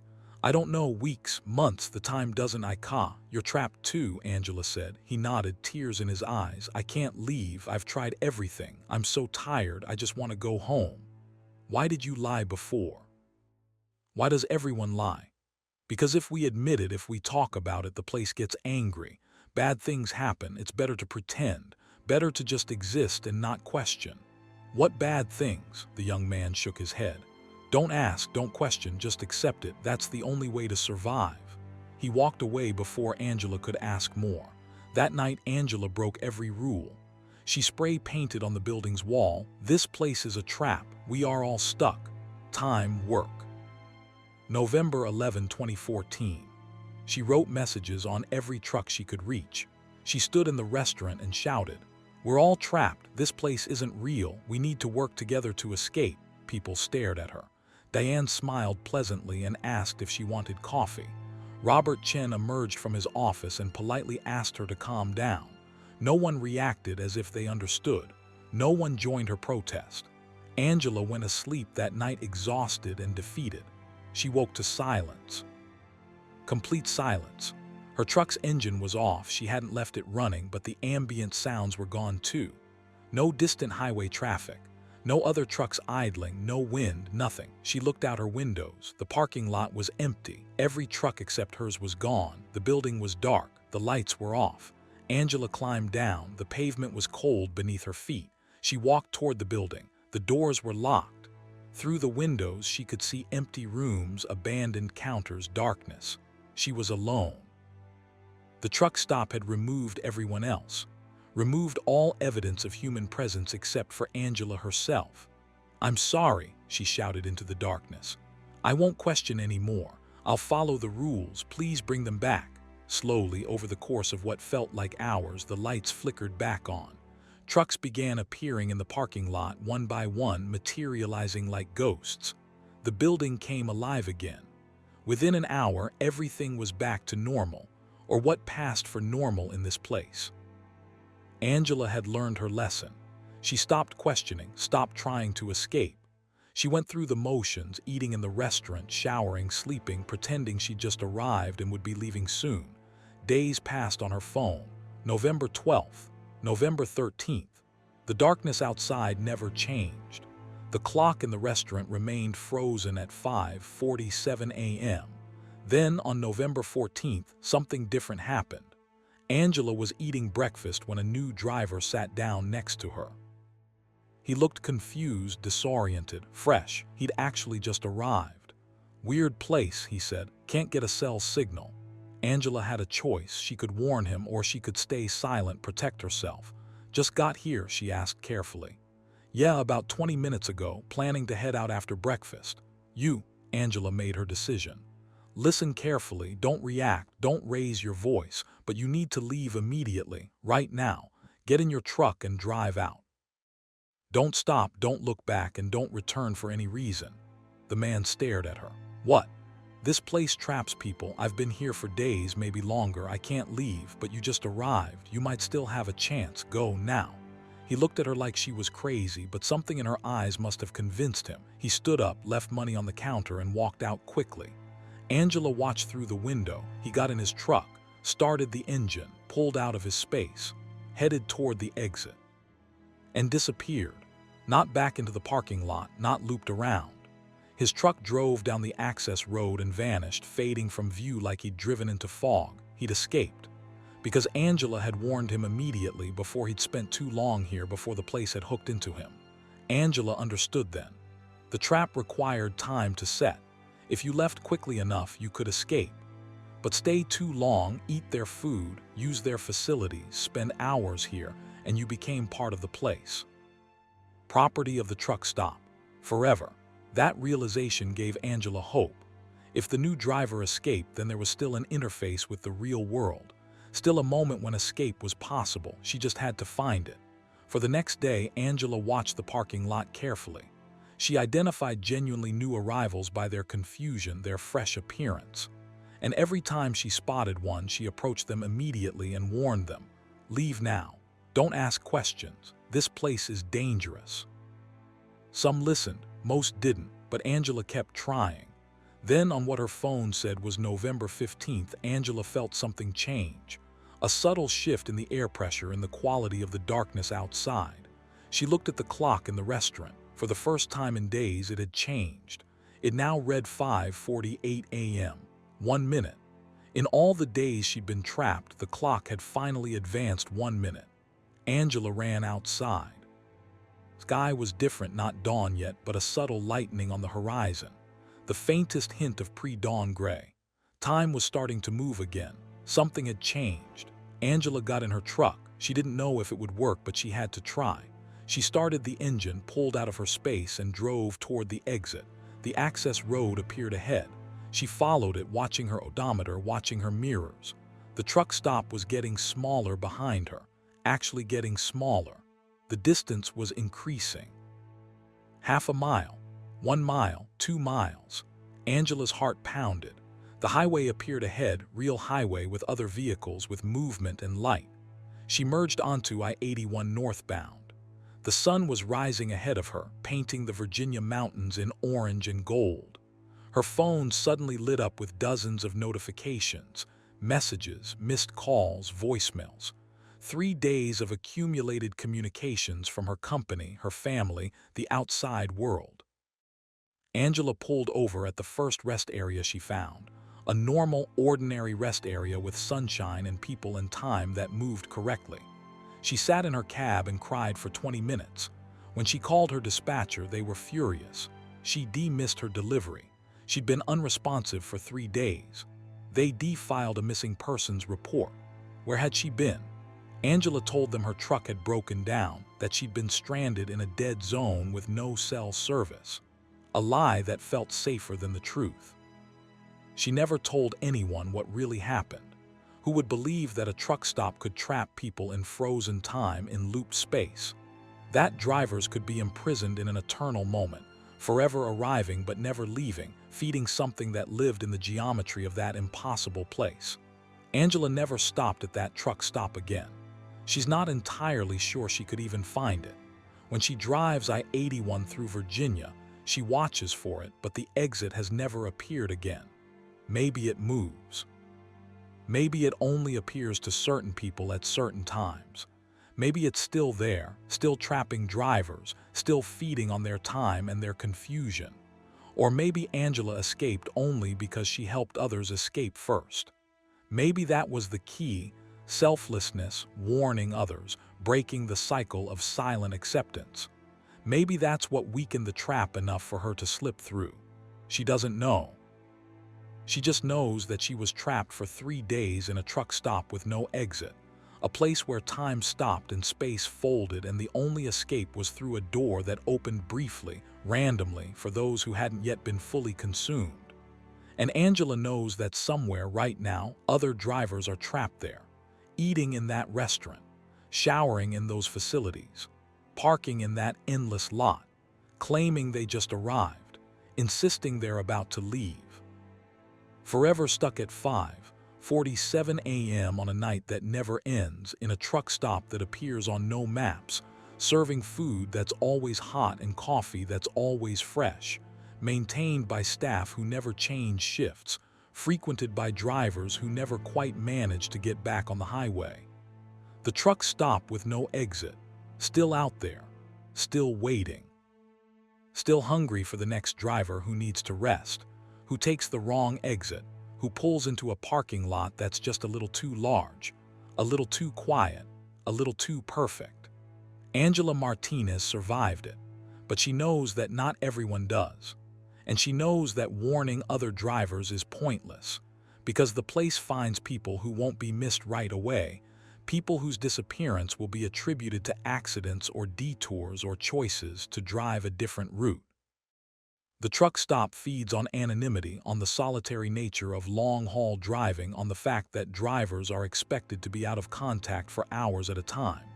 It's the perfect trap for the perfect victims, and it's still out there, still waiting, still patient, still frozen at 5:47 a.m. Story 7. The HITCHHIKER Who Knew Too Much. Raymond Foster had been driving truck for 23 years, and he'd never once picked up a hitchhiker. Company policy forbade it, insurance wouldn't cover it, and frankly, Raymond preferred his solitude. So when he stopped to help what he thought was a stranded motorist on Highway 50 through Nevada on January 12, 2013, he was as surprised as anyone when the man climbed into his cab and refused to leave. It was 1:30 a.m. Raymond was hauling electronics from Sacramento to Denver, crossing the desolate middle of Nevada on what locals called the loneliest road in America. He'd seen no other vehicles for 40 minutes when his headlights illuminated a figure standing on the shoulder, next to a car with its hood raised. Raymond slowed down. Company policy or not, you didn't leave people stranded in the Nevada desert at night in January. Temperatures dropped below freezing out here. The man could die if Raymond kept driving. He pulled over 50 yards past the car and climbed down with his flashlight. As he approached, he could see the car was old, maybe from the 80s, and the man standing beside it was dressed in clothes that looked even older. A suit dark and formal, like something from the 50s or 60s. "Need help?" Raymond called out. The man turned. He was middle-aged, with slicked-back hair and a thin face. His eyes reflected Raymond's flashlight with an odd amber color. "Engine trouble," the man said. His voice was flat, emotionless. "I've been waiting for someone to stop." "How long have you been here?" "A while." Raymond examined the car. It was a sedan he didn't recognize. The model name on the trunk read Fairmont, which Raymond vaguely remembered as a Ford from the 70s or 80s. The hood was warm, as if the engine had been running recently, but when Raymond looked at the motor, he could see the problem immediately. The alternator belt was shredded. "You're not going anywhere without a tow," Raymond said. "Best I can do is give you a ride to the next town. There's a truck stop in Eureka about 40 miles east. You can call a tow from there." "That would be acceptable," the man said. Something about his phrasing was odd, too formal, but Raymond didn't think much of it. He walked back to his truck and the man followed, carrying no bag, no coat, nothing despite the freezing temperature. "You got a phone?" Raymond asked as the man climbed into the passenger seat. "You could have called AAA. "No phone," the man said. "Well, we'll get you sorted out in Eureka." Raymond pulled back onto the highway. The man sat perfectly still in the passenger seat, hands folded in his lap, staring straight ahead. He didn't fidget, didn't adjust his position, didn't even seem to blink. Raymond felt increasingly uncomfortable. "Name S. Raymond," he said, trying to break the silence. "Raymond Foster." "I know," the man said. Raymond's hands tightened on the wheel. "How would you know that?" "It's on your logbook, there on the dashboard. Raymond Foster, driver for Western Freight Solutions. License number TCA 9847556. Born April 3, 1963. Married to Linda Foster, née Hartman. 2 children, Michael, age 28, and Sarah, age 25. You live at 4477 Cottonwood Drive in Sacramento, California." Raymond's blood went cold. The logbook showed his name and company, but not his license number, birth date, or family information. And it definitely didn't show his home address. "How do you know all that?" Raymond demanded. "I know many things," the man said. "For instance, I know you're carrying $84,000 worth of electronics. Laptop computers, tablets, smartphones, mostly Apple products. Your trailer is 68% full. You loaded in Sacramento at 4:00 p.m. yesterday. You're scheduled to deliver in Denver at noon on January 14th. You're running exactly on schedule." Raymond's mouth went dry. "Who are you?" "That's a complicated question. I want you out of my truck. I'm pulling over right now." "You won't pull over," the man said calmly. "Because you want answers. You want to understand how I know these things. And because you're afraid of what I might do if you try to force me out." That was true. Raymond was afraid. This man, whoever or whatever he was, had access to information he shouldn't have. Personal information, company information. "How? What do you want?" Raymond asked. "To talk, to be present, to exist in your space for a brief time. Is that so unreasonable? You're not a normal hitchhiker." "I'm not a hitchhiker at all. I was waiting specifically for you, for Raymond Foster, for this truck on this highway at this time." "Why?" "Because you're important. Or you will be. In approximately 6 hours, you're going to make a decision that will affect many lives. I'm here to observe that decision." Raymond's mind raced. "What decision? What are you talking about?" "Mile marker 102 at 7:34 a.m. You'll understand when we get there." "That's insane. You're insane. I'm calling the cops." Raymond reached for his CB radio. The radio turned to static before he could key the mic. Every channel, every frequency, just white noise. "Your cell phone won't work either," the man said. "And we're 60 miles from the nearest town. You can try to force me out, but I'm stronger than I look. Or you can drive and listen. Those are your only real options." Raymond drove. What else could he do? The man wasn't threatening him directly, wasn't trying to rob him, just sitting there, hands folded, staring ahead. "What are you?" Raymond finally asked. "A good question. Better than who?" "I'm an observer, a recorder. I exist to witness significant moments. Crossroads, you might call them, points where decisions matter, where outcomes diverge. Like some kind of angel or demon. Neither, both, something else entirely. Your mythology doesn't have adequate terminology for what I am. So you're saying I'm about to make some important decision at mile marker 102 and you're here to watch. Correct. Can you tell me what the decision is?" "No, that would invalidate the observation. You must arrive at the moment without foreknowledge, make your choice based on your nature, your values, your instincts. Only then does the observation have meaning." Raymond drove in silence for a while, processing this. Mile marker 65 passed, then 70, then 75. The man sat motionless, seemingly not breathing, just existing. "If you know so much about me," Raymond said, Then you know what choice I'm going to make, so why observe it? I know every version of you. I know the you that makes choice A and the you that makes choice B and all the yous that branch from those choices. But I don't know which you this you will be until the moment arrives. Observation collapses probability into reality. That's the nature of my existence. That doesn't make any sense. It wouldn't. Your species experiences time linearly. Past, present, future in rigid sequence. I exist across time simultaneously. I can see all the paths, but I don't know which path you'll walk until you walk it. Mile marker 85. Raymond's odometer said he'd driven nearly 20 miles since picking up the man, but it felt like hours. Time was moving strangely. The darkness outside his windows seemed thicker, more absolute than normal night. Tell me about the other me's, Raymond said. The ones who make the other choices. One of you dies at mile marker 102. One of you kills someone at mile marker 102. One of you saves 6 lives, including your own. One of you drives past without stopping and regrets it for the rest of your life. One of you stops, helps, and never thinks of it again. One of you makes a call that prevents a tragedy you'll never know about.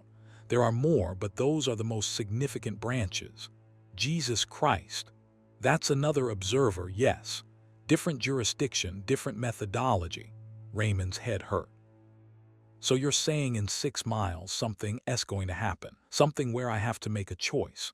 And depending on what I choose, I might die. Might. One version of you does, but that version may not be this version. The probabilities are still in flux. Your conversation with me is already altering some trajectories. You're more alert now, more prepared than you would have been if you'd driven past my vehicle without stopping. So picking you up was part of it, part of the decision. A prior decision, yes, one of moderate significance, but the major crossroad is still ahead. Mile marker 95. Raymond's palms were sweating despite the cold. Whatever was going to happen at mile marker 102, he would be ready, or as ready as anyone could be when faced with a decision that might kill them. Can you tell me anything, any hint? The situation will be obvious. The choice will feel impossible. Trust your instincts, Raymond Foster. You're a good man. Your nature will guide you correctly, though correctly is a subjective term when dealing with branching realities. Mile marker 100. Raymond's heart was hammering now. 2 miles. 120 seconds until his life changed or ended or continued unchanged. He slowed down to 60 miles per hour, scanning the road ahead. Mile marker 101. His headlights carved through the darkness. Empty highway, scrub brush, nothing unusual. Then mile marker 102 appeared and Raymond saw it. A car was stopped on the shoulder, hazard lights flashing. Not the man's Fairmont, a different car, a newer sedan. A woman stood beside it, waving her arms, flagging Raymond down. Here, the man said softly, this is your moment. Raymond's mind raced. The woman needed help. Obviously, he should stop. That was the right thing to do, but he'd stopped for the man and look what had happened. What if this was a trap? What if the woman was bait and stopping would get Raymond killed? Or robbed? But what if she genuinely needed help? What if she was stranded, freezing, desperate? What if Raymond drove past and she died out here? His foot hovered between the accelerator and the brake. The woman's face was visible now in his headlights, young, terrified, pleading. Choose, the man said. Raymond hit the brakes. He pulled over 20 yards past the woman's car. The man in the passenger seat nodded slightly. Interesting. Compassion overcomes caution, even after your encounter with me. That says something about your character. Is this the right choice? Raymond asked. There is no singular right choice, only choices and consequences you'll see. Raymond grabbed his flashlight and climbed down. The woman ran toward him, her face streaked with tears. Thank God someone stopped. Please, I need help. What's wrong? Raymond asked, approaching cautiously. My daughter, she's in the car, she's not breathing. I think she swallowed something. Please, do you have a phone? I can't get a signal. Raymond's training kicked in. He'd taken a first aid course years ago. Show me. The woman led him to her car. In the back seat was a little girl, maybe 3 years old, unconscious, lips blue, choking. Raymond didn't hesitate. He opened the door, pulled the child out, positioned her correctly, and performed the Heimlich maneuver for small children. A piece of hard candy flew from the girl's mouth. She gasped, coughed, and started crying. The mother sobbed with relief, clutching her daughter. "Oh my God, thank you, thank you, thank you." Raymond helped them back into their car, told the mother to drive to the hospital in Eureka to get the girl checked out. The woman promised she would, thanked him a dozen more times, and drove off. Raymond walked back to his truck, his legs shaking from adrenaline. The man was still sitting in the passenger seat. "Well," Raymond asked, "what happens now? Now the path is set. The choice is made, the probability has collapsed. Did I do the right thing? You saved a child's life, is that not right? But you said one version of me dies, is that what happens now? No, that version of you is on a different branch now. This you, the you who stopped and saved the child, continues. The you who drove past, that you would have been killed in a collision 40 miles from here. An elk on the highway, you would have swerved too late, lost control. The woman and her daughter would have driven past your burning truck an hour later, never knowing you'd had the opportunity to save them." Raymond felt sick. "So stopping saved my life too?" "Yes, though you didn't know that when you chose. You stopped because you're the kind of person who stops, because compassion is stronger than fear in your nature. That's why this moment mattered. That's why I observed it. What about the other versions? The ones where I kill someone or save 6 lives?" Those were lower probability branches that collapsed when you made your choice. They exist in potential in the quantum foam, but not in your reality. This reality, the one where Raymond Foster stops to help and saves 2 lives, the child's and his own. Mile marker 105 passed.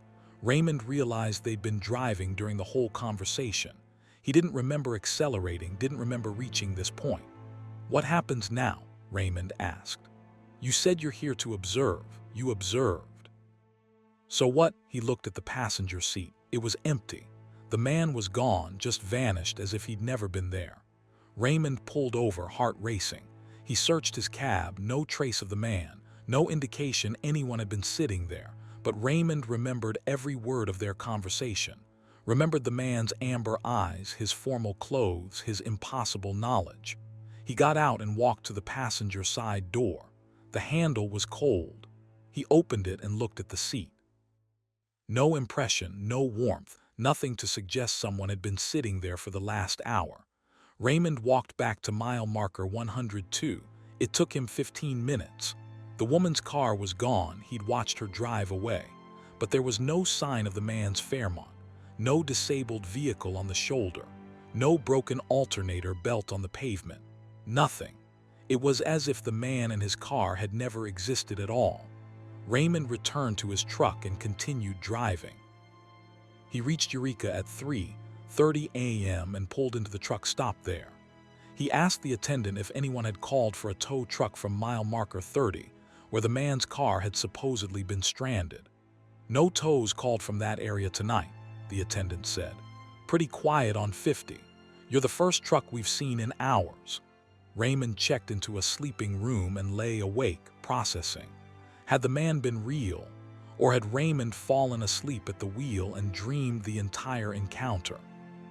But if it was a dream, how did he explain the woman and the choking child? That had definitely been real. He called his wife in the morning. "Lynn, I need to tell you something weird that happened." He explained the whole thing, the man who knew too much, the predictions, the choice at mile marker 102, the child he'd saved. Linda was quiet for a moment. Then, "Ray, I think you met something not human. I don't know what, but I believe you. And I'm glad you made the choice you did. You don't think I'm crazy. I think you had an experience most people don't have. And I think you were tested somehow and you passed." Raymond completed his delivery in Denver on schedule. He drove Highway 50 through Nevada dozens of times after that night. He always watched for the Fairmont at mile marker 30. He never saw it. But sometimes, late at night, Raymond would notice a passenger he didn't remember picking up. A figure in the corner of his eye, sitting in the seat next to him.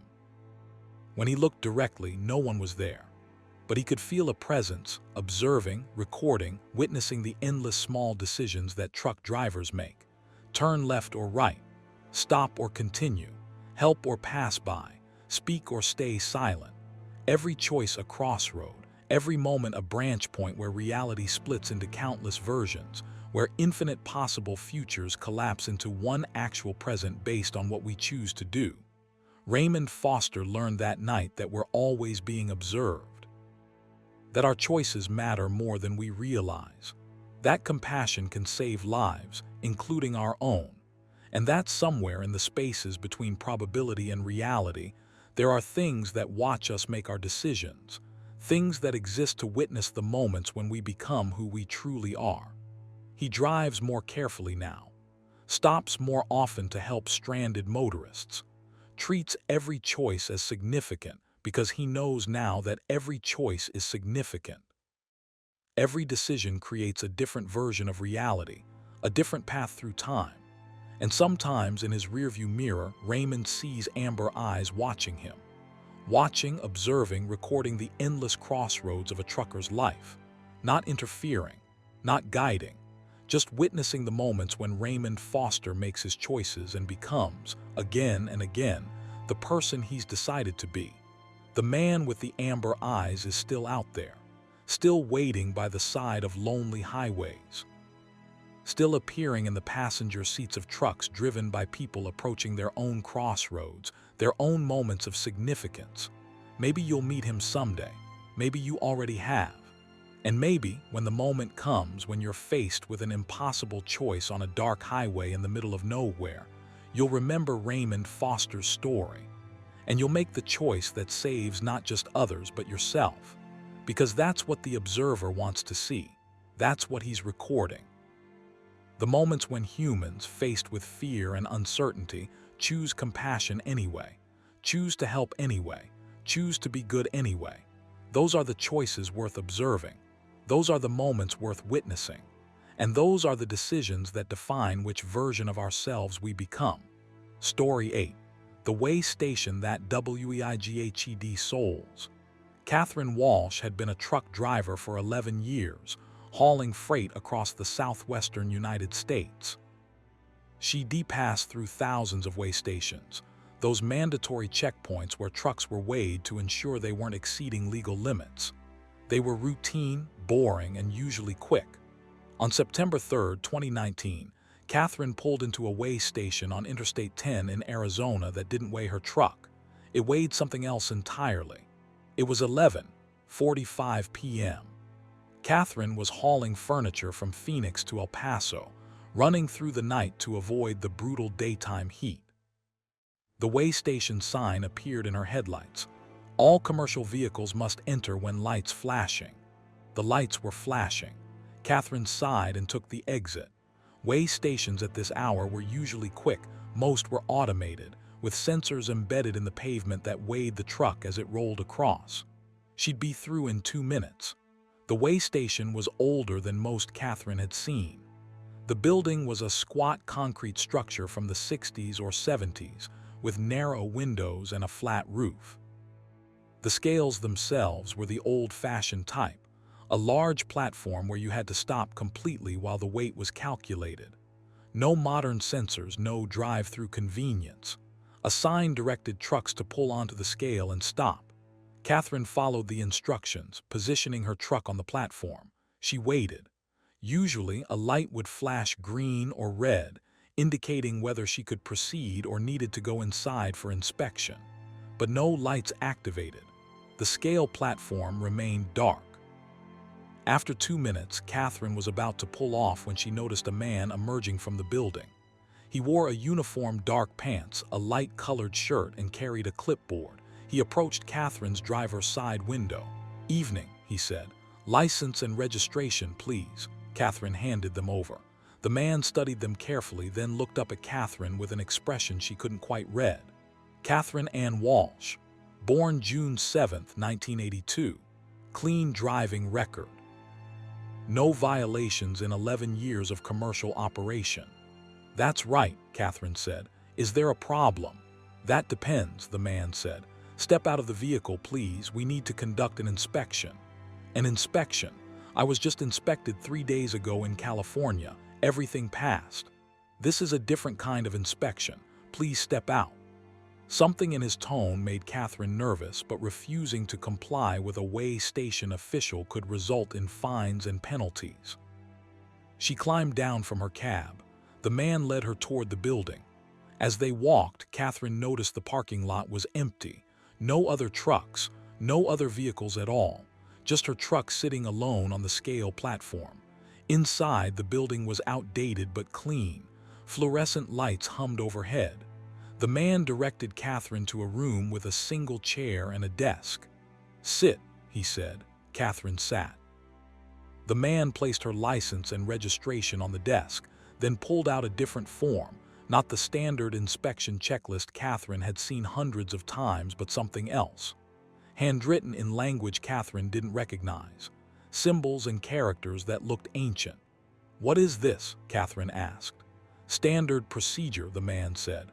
"We need to verify some information. First question. On March 14, 2015, you were driving through New Mexico. A car cut you off near mile marker 67 on Interstate 40.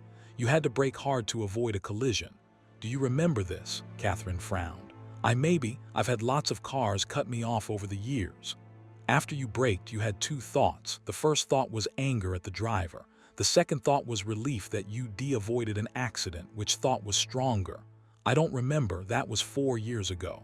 "Think carefully. This is important." Catherine tried to remember.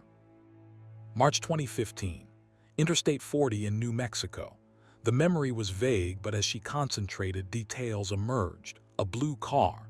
A sudden lane change, her foot slamming the brake, her heart racing.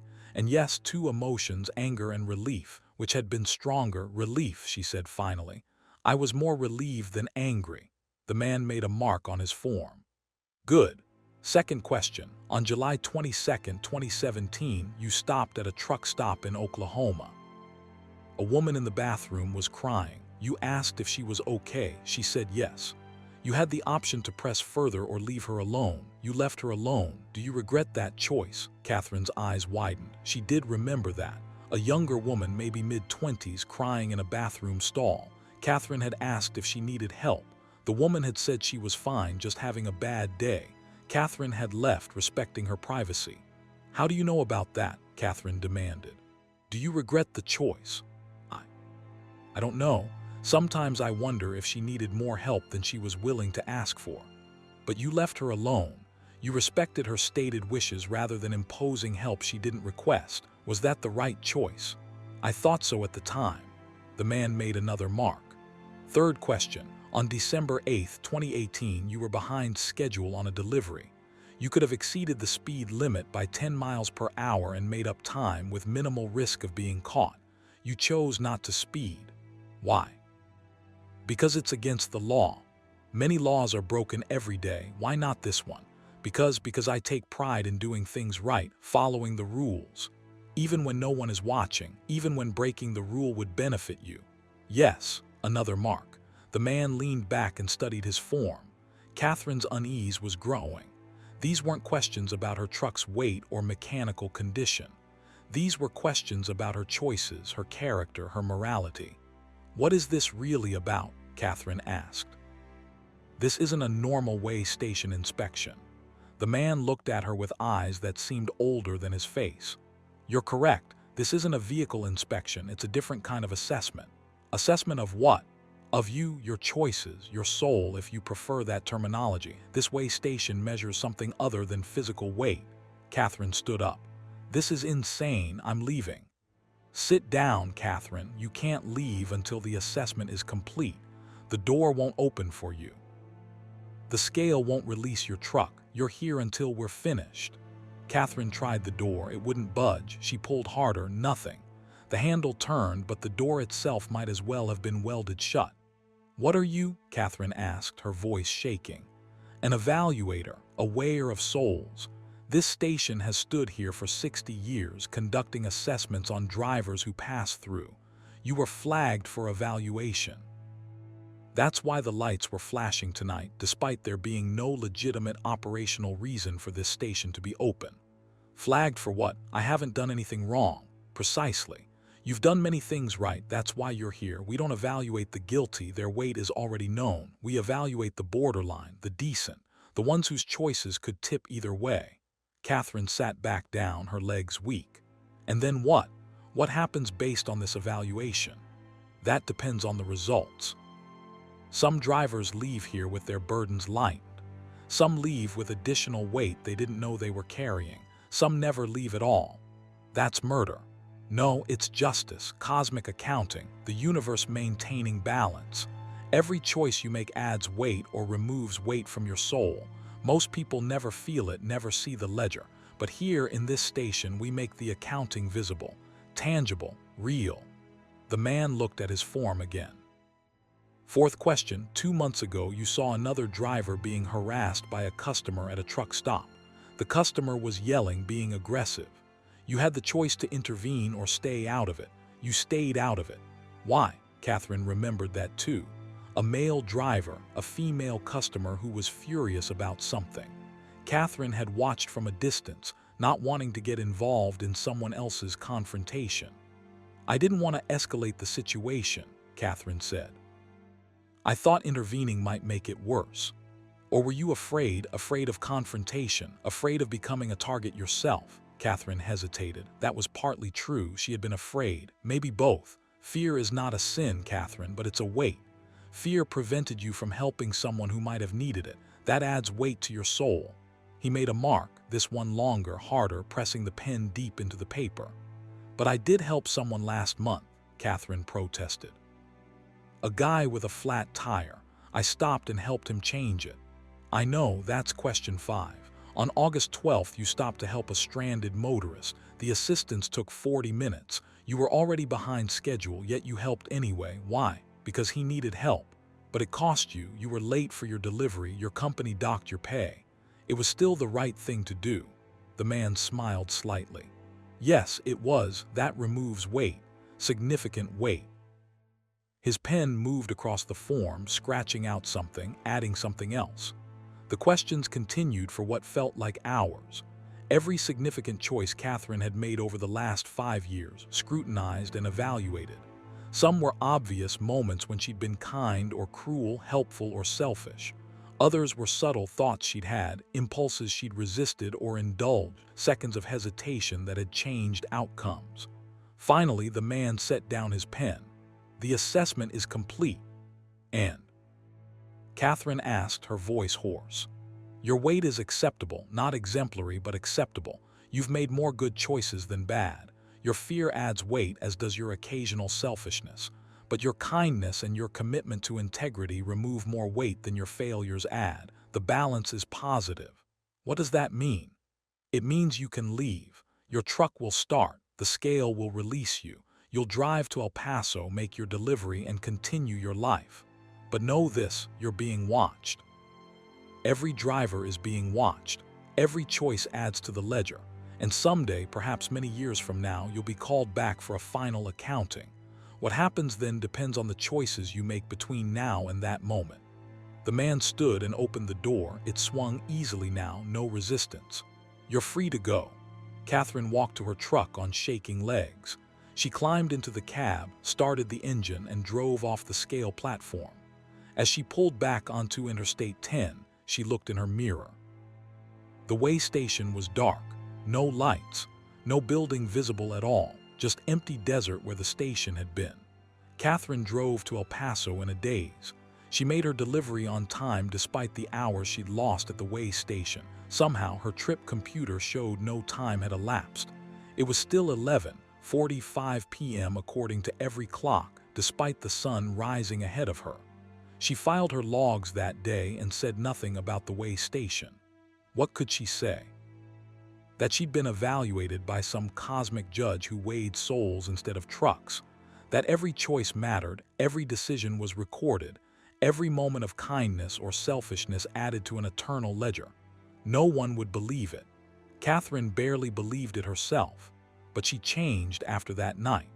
She stopped more often to help stranded motorists. She spoke up when she saw someone being harassed. She resisted the impulses toward selfishness and fear. Not because she was trying to lighten her soul's weight, though maybe that was part of it, but because the evaluation had made her aware of something she'd always suspected, that our choices mattered. That someone or something was keeping track, that there would be a final accounting. Catherine drives Interstate 10 through Arizona regularly. She always watches for the way station. Twice more in the years since that night she's seen it. The lights have been off both times, the station dark and closed. But she knows it's there, waiting, watching, ready to call drivers in for evaluation when their choices reach a tipping point, when the balance between good and bad becomes uncertain. She knows that other drivers are being evaluated too, pulled aside, questioned, weighed. Some pass and are released. Some fail and never return to their trucks. And some, like Catherine, pass with the knowledge that they're on probation, that their lives are being monitored, that the final evaluation is still to come. The weigh station that weighs souls is still operating, still pulling drivers off Interstate 10 in the middle of the Arizona night, still conducting assessments that have nothing to do with truck weight or mechanical condition, still keeping the cosmic ledger balanced, one driver at a time. And if you drive through Arizona late at night and you see a weigh station with its lights flashing when there's no operational reason for it to be open, you have a choice. You can obey the signs and pull in, submit to evaluation, and learn what your choices have earned you. Or you can drive past, ignore the lights, and hope that the evaluator doesn't add disobedience to your ledger. But Catherine Walsh knows the truth. You can't avoid the evaluation forever. Sooner or later, we all get weighed, our souls measured, our choices tallied, and we learn whether we've been living light or heavy, whether our kindness outweighs our cruelty, whether our courage exceeds our fear. The scale is always running. The ledger is always open. And somewhere on Interstate 10, in a building that appears and disappears, a man with old eyes is waiting to conduct your evaluation. The question isn't whether you'll be weighed. The question is what the scale will show when your turn comes. Story 9. The cargo that wasn't there. Victor Reyes had been a trucker for 17 years, specializing in high-value cargo that required extra security and discretion. He'd hauled everything from pharmaceuticals to precious metals, always professional, always reliable. On July 29, 2016, Victor accepted a job hauling cargo from a warehouse in Albuquerque to a facility in Amarillo. The manifest listed the cargo as industrial equipment. When Victor arrived in Amarillo and opened the trailer, he discovered he'd been hauling absolutely nothing. The trailer was completely empty. It had been empty the entire time. The job had come through Victor's usual dispatcher at 2:00 p.m. Standard haul, standard rate, slightly better than usual pay for the relatively short distance. Victor arrived at the Albuquerque warehouse at 6:00 p.m. The building was unmarked, located in an industrial park on the outskirts of the city. A security guard met him at the gate. "Victor Reyes," the guard asked, checking a clipboard. "That's me. Bay 7. They're waiting for you." Victor backed his empty trailer up to loading Bay 7. Through his mirrors, he watched workers enter the trailer. He could hear the sounds of loading, the clatter of equipment, the beep of forklifts, voices coordinating the placement of cargo. The process took 90 minutes. A supervisor emerged and approached Victor's cab. "All loaded, here's your paperwork." He handed Victor a sealed envelope. "Don't open that until you reach the destination. The customer values discretion." "What am I hauling?" Victor asked. "Industrial equipment, sensitive electronics, fragile and valuable, drive carefully." "Always do." Victor secured the trailer doors himself, applying his own seal along with the warehouse seal. Standard procedure for high-value cargo. The doors were definitely closed and locked when he pulled out of the warehouse at 8:15 p.m. The drive to Amarillo was uneventful. Victor made it in just under 4 hours, arriving at the destination facility, another unmarked warehouse, at 12:07 a.m. A different security guard met him at the gate. "Victor Reyes delivering from Albuquerque." "That's right. Bay 3. Victor backed up to Bay 3 and shut off his engine. He climbed down, walked to the rear of the trailer and checked the seals. Both were intact, his seal and the warehouse seal, neither showing any signs of tampering. He cut them off, unlocked the doors, and swung them open. The trailer was empty, completely, absolutely empty. Not a single piece of cargo, not a pallet, not a crate, not a loose screw, just bare trailer walls and an empty floor. Victor stared in disbelief. He'd heard the cargo being loaded. He felt the weight when he pulled away from the warehouse. His truck had handled differently, heavier, as it always did with a full load. His fuel consumption had been consistent with hauling significant weight, but the trailer was empty. "What the hell?" Victor muttered. He climbed into the trailer, checking every corner, looking for evidence of cargo. Nothing. He checked the walls for false panels or hidden compartments. Nothing. The trailer was legitimately completely empty. The supervisor from this facility appeared. "Problem. There's nothing here," Victor said. "The trailer's empty, but I loaded in Albuquerque. I heard them loading. I felt the weight." The supervisor climbed into the trailer and looked around. That is empty." "You see it too? I'm not crazy." "No, it's definitely empty. Did you stop anywhere between Albuquerque and here?" "No, drove straight through, and the seals were intact. I checked them myself before opening." The supervisor pulled out a radio. "Get me management, we have a situation." 10 minutes later, 3 people emerged from the warehouse, 2 men and a woman, all in business attire. One of the men examined the trailer, the seals Victor had cut off, and Victor's paperwork. "Mr. Reyes," the man said, "you're claiming you picked up cargo in Albuquerque." "I'm not claiming I did. I was there for 90 minutes while they loaded. I heard it. I felt the weight when I drove." "And you didn't stop anywhere, didn't open the trailer?" "No, drove straight here. The seals prove it. They were intact." The man exchanged glances with his colleagues. "Mr. Reyes, we're going to need you to come inside and answer some questions." They led Victor into an office inside the warehouse. The interrogation, because that's what it was, lasted 2 hours. They asked about every detail of his journey, where exactly he'd gone, whether he'd stopped for fuel, food, or bathroom breaks, whether anyone else had accessed his truck, whether he'd noticed anything unusual. Victor answered honestly. He'd driven straight from Albuquerque to Amarillo. No stops. No unusual observations. Just a normal haul except for the cargo disappearing. Finally, the woman spoke. "Mr. Reyes, we have a significant problem. The cargo you were supposed to be transporting is worth $4.2 million. Industrial equipment as stated, but highly specialized and extremely valuable. Our client has already paid for delivery, and you're telling us you don't have it." "I'm telling you it was never in the trailer, or it disappeared somehow." "Cargo doesn't just disappear, Mr. Reyes." "I know that, but the seals were intact. I never opened the trailer, so either the cargo was never loaded or something impossible happened. We have security footage of the cargo being loaded in Albuquerque.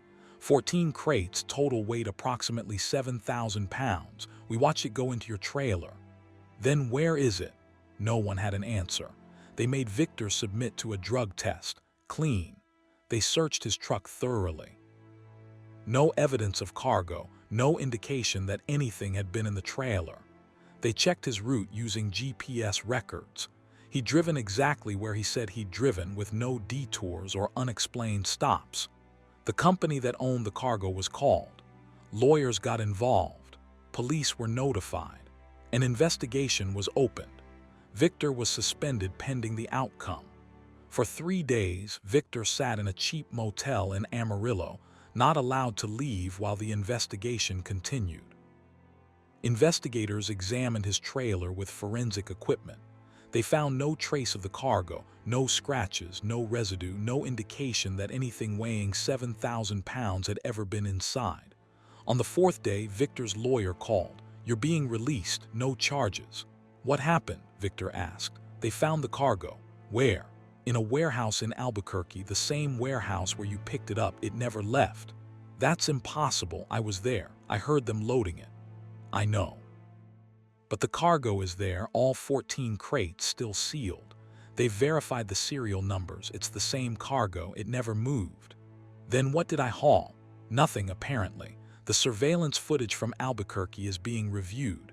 Early indications are that it shows workers going through the motions of loading, but no actual cargo visible on the video. They were loading empty pallets or loading nothing at all. Victor felt his skin crawl. Why would they do that?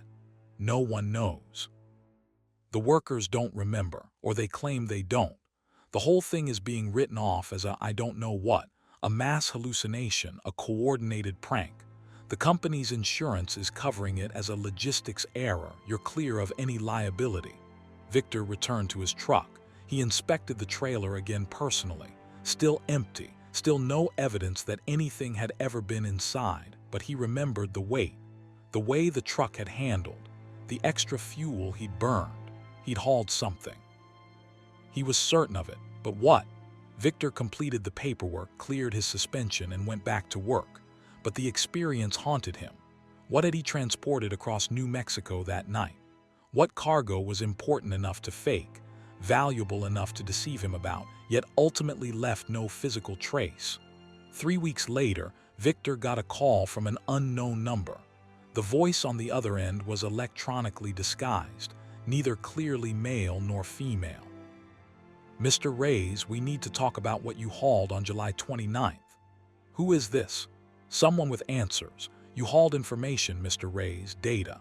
Encrypted data stored in a quantum state, invisible to conventional detection. The loading you heard was the encoding process. The weight you felt was the quantum entanglement affecting your truck's mass-energy balance. When you arrived in Amarillo, the data was decoded, downloaded if you prefer, leaving your trailer empty. That's insane. It's classified. You were selected because your record is impeccable and because you had no knowledge of what you were really transporting. The cover story, industrial equipment, was for your protection and ours. If you'd known you were carrying state secrets, you might have been targeted. The deception kept you safe. State secrets. I can't tell you more, but I can tell you this. You successfully delivered $4.2 million worth of intelligence data from one government facility to another. Your country thanks you, unofficially. And the cargo in Albuquerque, the crates that never moved, decoys, real equipment still sitting in the warehouse providing a paper trail in case anyone investigated, which they did, and they found exactly what they were supposed to find. This is real. This actually happened. This conversation never happened, Mr. Reyes. You were never contacted. You hauled an empty trailer due to a warehouse error and you were cleared of any wrongdoing. That's the official story. That's the only story. The line went dead. Victor sat in his truck trying to process what he just heard. Had he really been used as an unknowing courier for government intelligence? Was the quantum data explanation real or just another layer of deception? He would never know for sure, but he knew what he'd experienced. The weight, the fuel consumption, the sensation of hauling something significant even though his trailer had been empty. Victor continued driving for 5 more years. He never got another job like the one on July 29, 2016. Every haul after that was exactly what it claimed to be: furniture, electronics, dry goods, standard cargo that existed in physical form. But sometimes, late at night, Victor would wonder, how many other drivers were being used the same way? How many trailers rolling down American highways were empty, but actually carrying invisible cargo, quantum data, encrypted intelligence, secrets that couldn't be detected by conventional means?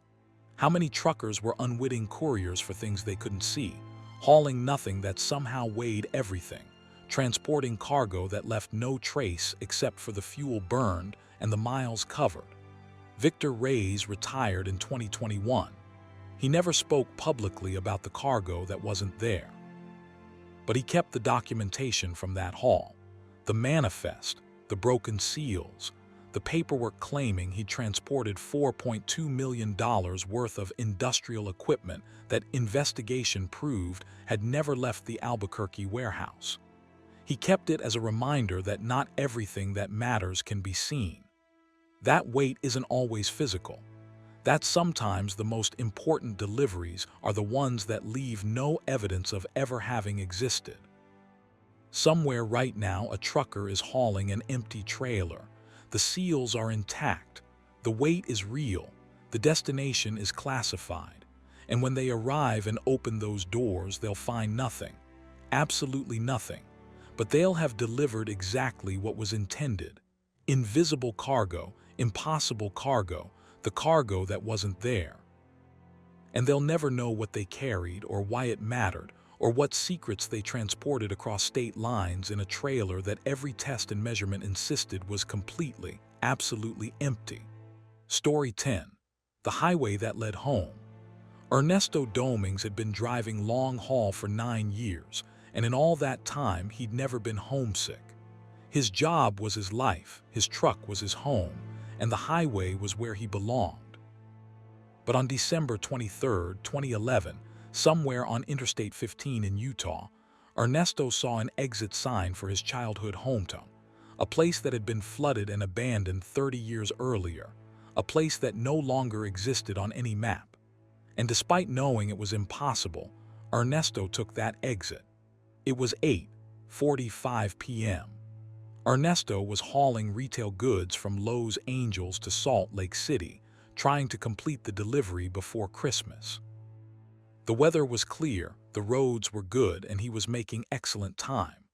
He'd been born in Willowbrook, Utah, a small town that had sat in a valley along what was now I-15. In 1981, when Ernesto was 7 years old, a dam project had been completed upstream, and the valley was deliberately flooded to create a reservoir. The entire town had been evacuated, buildings demolished or abandoned, 300 families relocated. Willowbrook ceased to exist, buried under 40 feet of water. Ernesto hadn't thought about Willowbrook in years. He'd moved with his family to California, grown up, become a trucker. His parents had both passed away. His siblings were scattered across the country. There was no reason to remember the town where he'd spent the first 7 years of his life.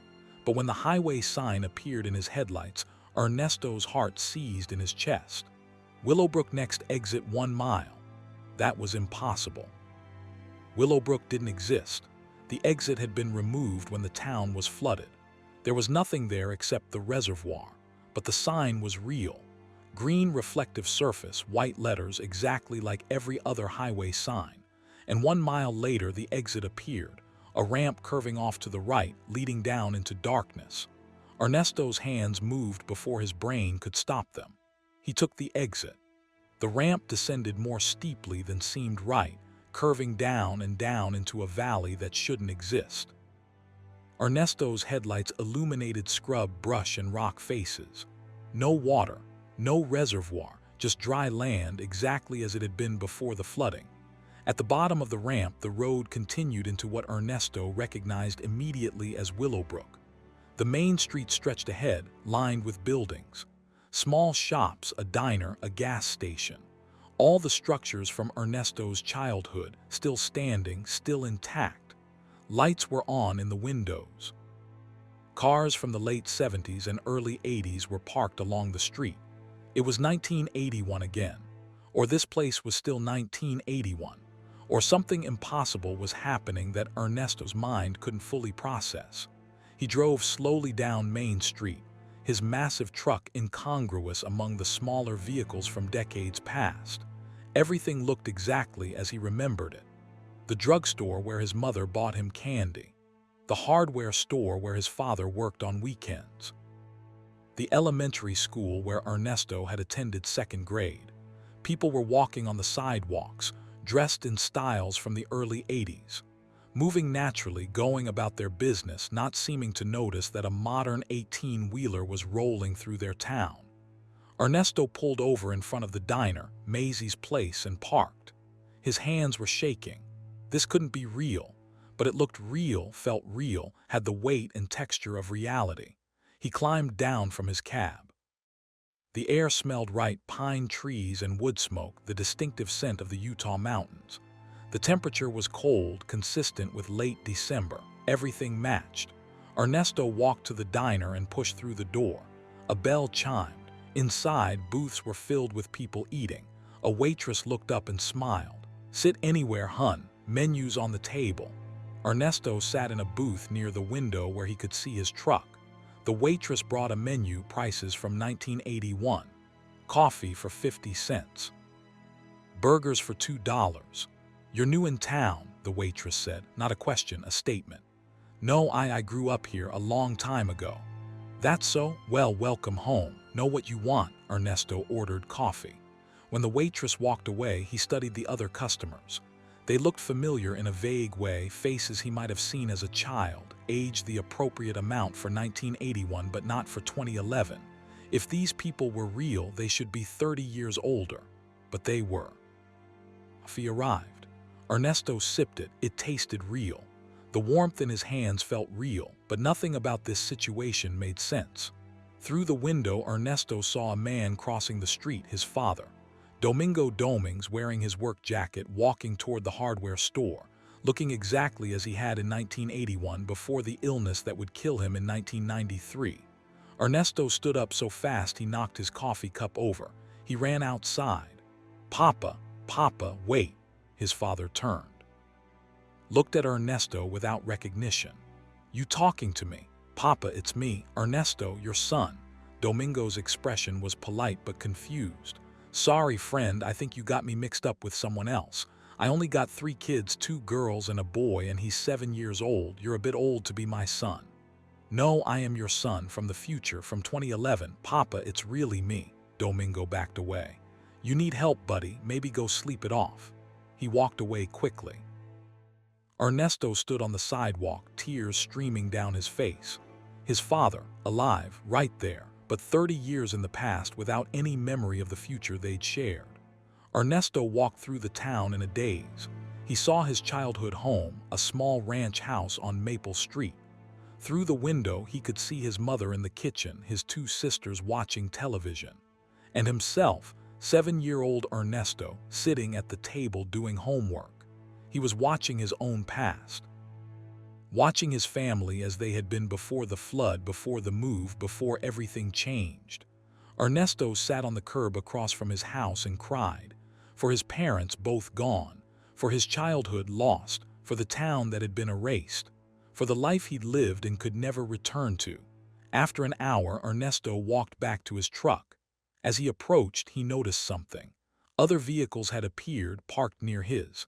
Modern vehicles, a pickup truck from the 2000s, an SUV that looked brand new, a motorcycle that was definitely contemporary.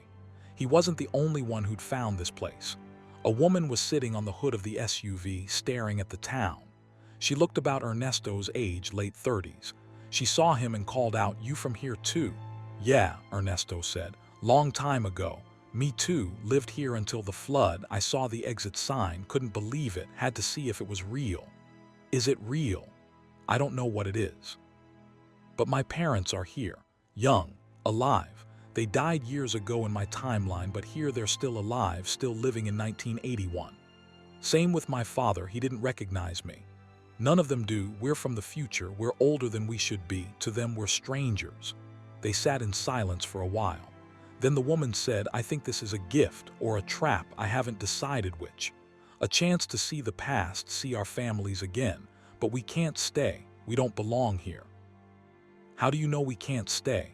"Because I've been here before. 3 years ago I found the exit, spent hours here. When I left, when I got back on I-15, it was like no time had passed. But when I tried to find the exit again, I couldn't. It took 3 years for it to appear again.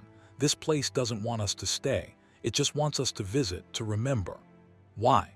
"I don't know. Maybe because Willowbrook shouldn't have been destroyed. Maybe the town is still here in some fold of time, preserved. Or maybe we need it to be here, so our grief created it. I really don't know." More vehicles arrived over the next hour. 6 more people, all former residents of Willowbrook, all drawn by the impossible exit sign. All there to see their families, their childhood homes, the town that had been taken from them. They shared stories, memories of Willowbrook before the flood, what had happened to their families afterward, how they'd ended up on I-15 on this particular night at this particular time when the exit decided to appear. As midnight approached, a man in his 60s stood up. "We should go. We've had our visit. Time to return." One by one, they got in their vehicles. Ernesto climbed into his truck. The convoy of modern vehicles rolled through the 1981 town, incongruous and impossible. The residents of Willowbrook didn't seem to notice. They went about their business, trapped in their moment, forever living in December 1981, in the last month before the valley would flood and their town would disappear beneath the water. The exit ramp appeared ahead, rising up and out of the valley. Ernesto followed the others. As he climbed, he looked in his mirrors. Willowbrook remained visible below, lights glowing, smoke rising from chimneys. His childhood still existing in some impossible pocket of time. The truck reached the top of the ramp and merged back onto I-15. Ernesto checked his clock. 8:50 p.m. Only 5 minutes had passed. He'd spent 2 hours in Willowbrook, but somehow only 5 minutes had elapsed on the highway.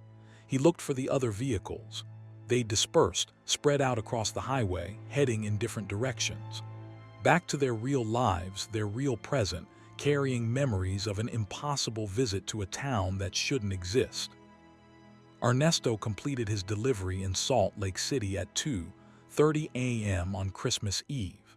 He spent Christmas in his truck, parked at a rest area, thinking about Willowbrook, about his father, alive again in that preserved moment, about his 7-year-old self, still doing homework at the kitchen table, unaware of the future that awaited him. Ernesto drove I-15 through Utah hundreds of times over the next years. He always watched for the Willowbrook exit.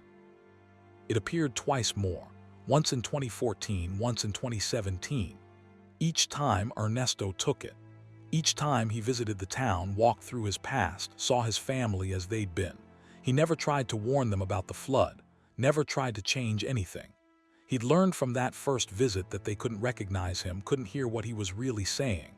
They were echoes or memories or something preserved in time, not changeable, just observable. Other drivers reported seeing the exit too. Former residents of Willowbrook, all drawn by the impossible sign, all given a chance to revisit the place they'd lost. Some kept the experience secret. Others shared stories online, creating a small community of people who'd visited a town that officially didn't exist. Ernesto Domings retired from trucking in 2020. He doesn't drive I-15 anymore, doesn't search for the exit. But he knows it's still there, appearing occasionally, randomly, for people who need it. For people whose homes were taken, whose childhoods were erased, whose past was buried under water or bulldozed or simply lost to time. The highway that led home is still operating, still offering exits to places that no longer exist, still preserving moments that should have been lost, still giving travelers a chance to visit their past, even if they can't change it, even if they can't stay, even if the only thing they can do is watch and remember and say goodbye one more time. Somewhere on Interstate 15 in Utah, a green sign occasionally appears in the headlights of passing vehicles. Willowbrook next exit 1 mile. A town that was flooded in 1981. A place that exists on no modern maps. A destination that's impossible to reach. Unless you need to reach it. Unless you're one of the people for whom that exit appears. Unless you're searching for something you lost long ago. A childhood, a family, a home. And the highway decides just this once to take you back. Ernesto found his way home, and when he left, he carried with him the knowledge that home still existed, preserved somewhere beyond normal time and space, that the people he'd loved were still living in that frozen moment, that nothing is truly lost as long as someone remembers. The highway knows where you need to go. Sometimes it's forward toward your destination. Sometimes it's sideways toward places that shouldn't exist. And sometimes, if you're very lucky or very lost, the highway leads you back. Back to the place you started. Back to the moment before everything changed. Back home. All you have to do is watch for the exit sign, and when it appears, have the courage to take it.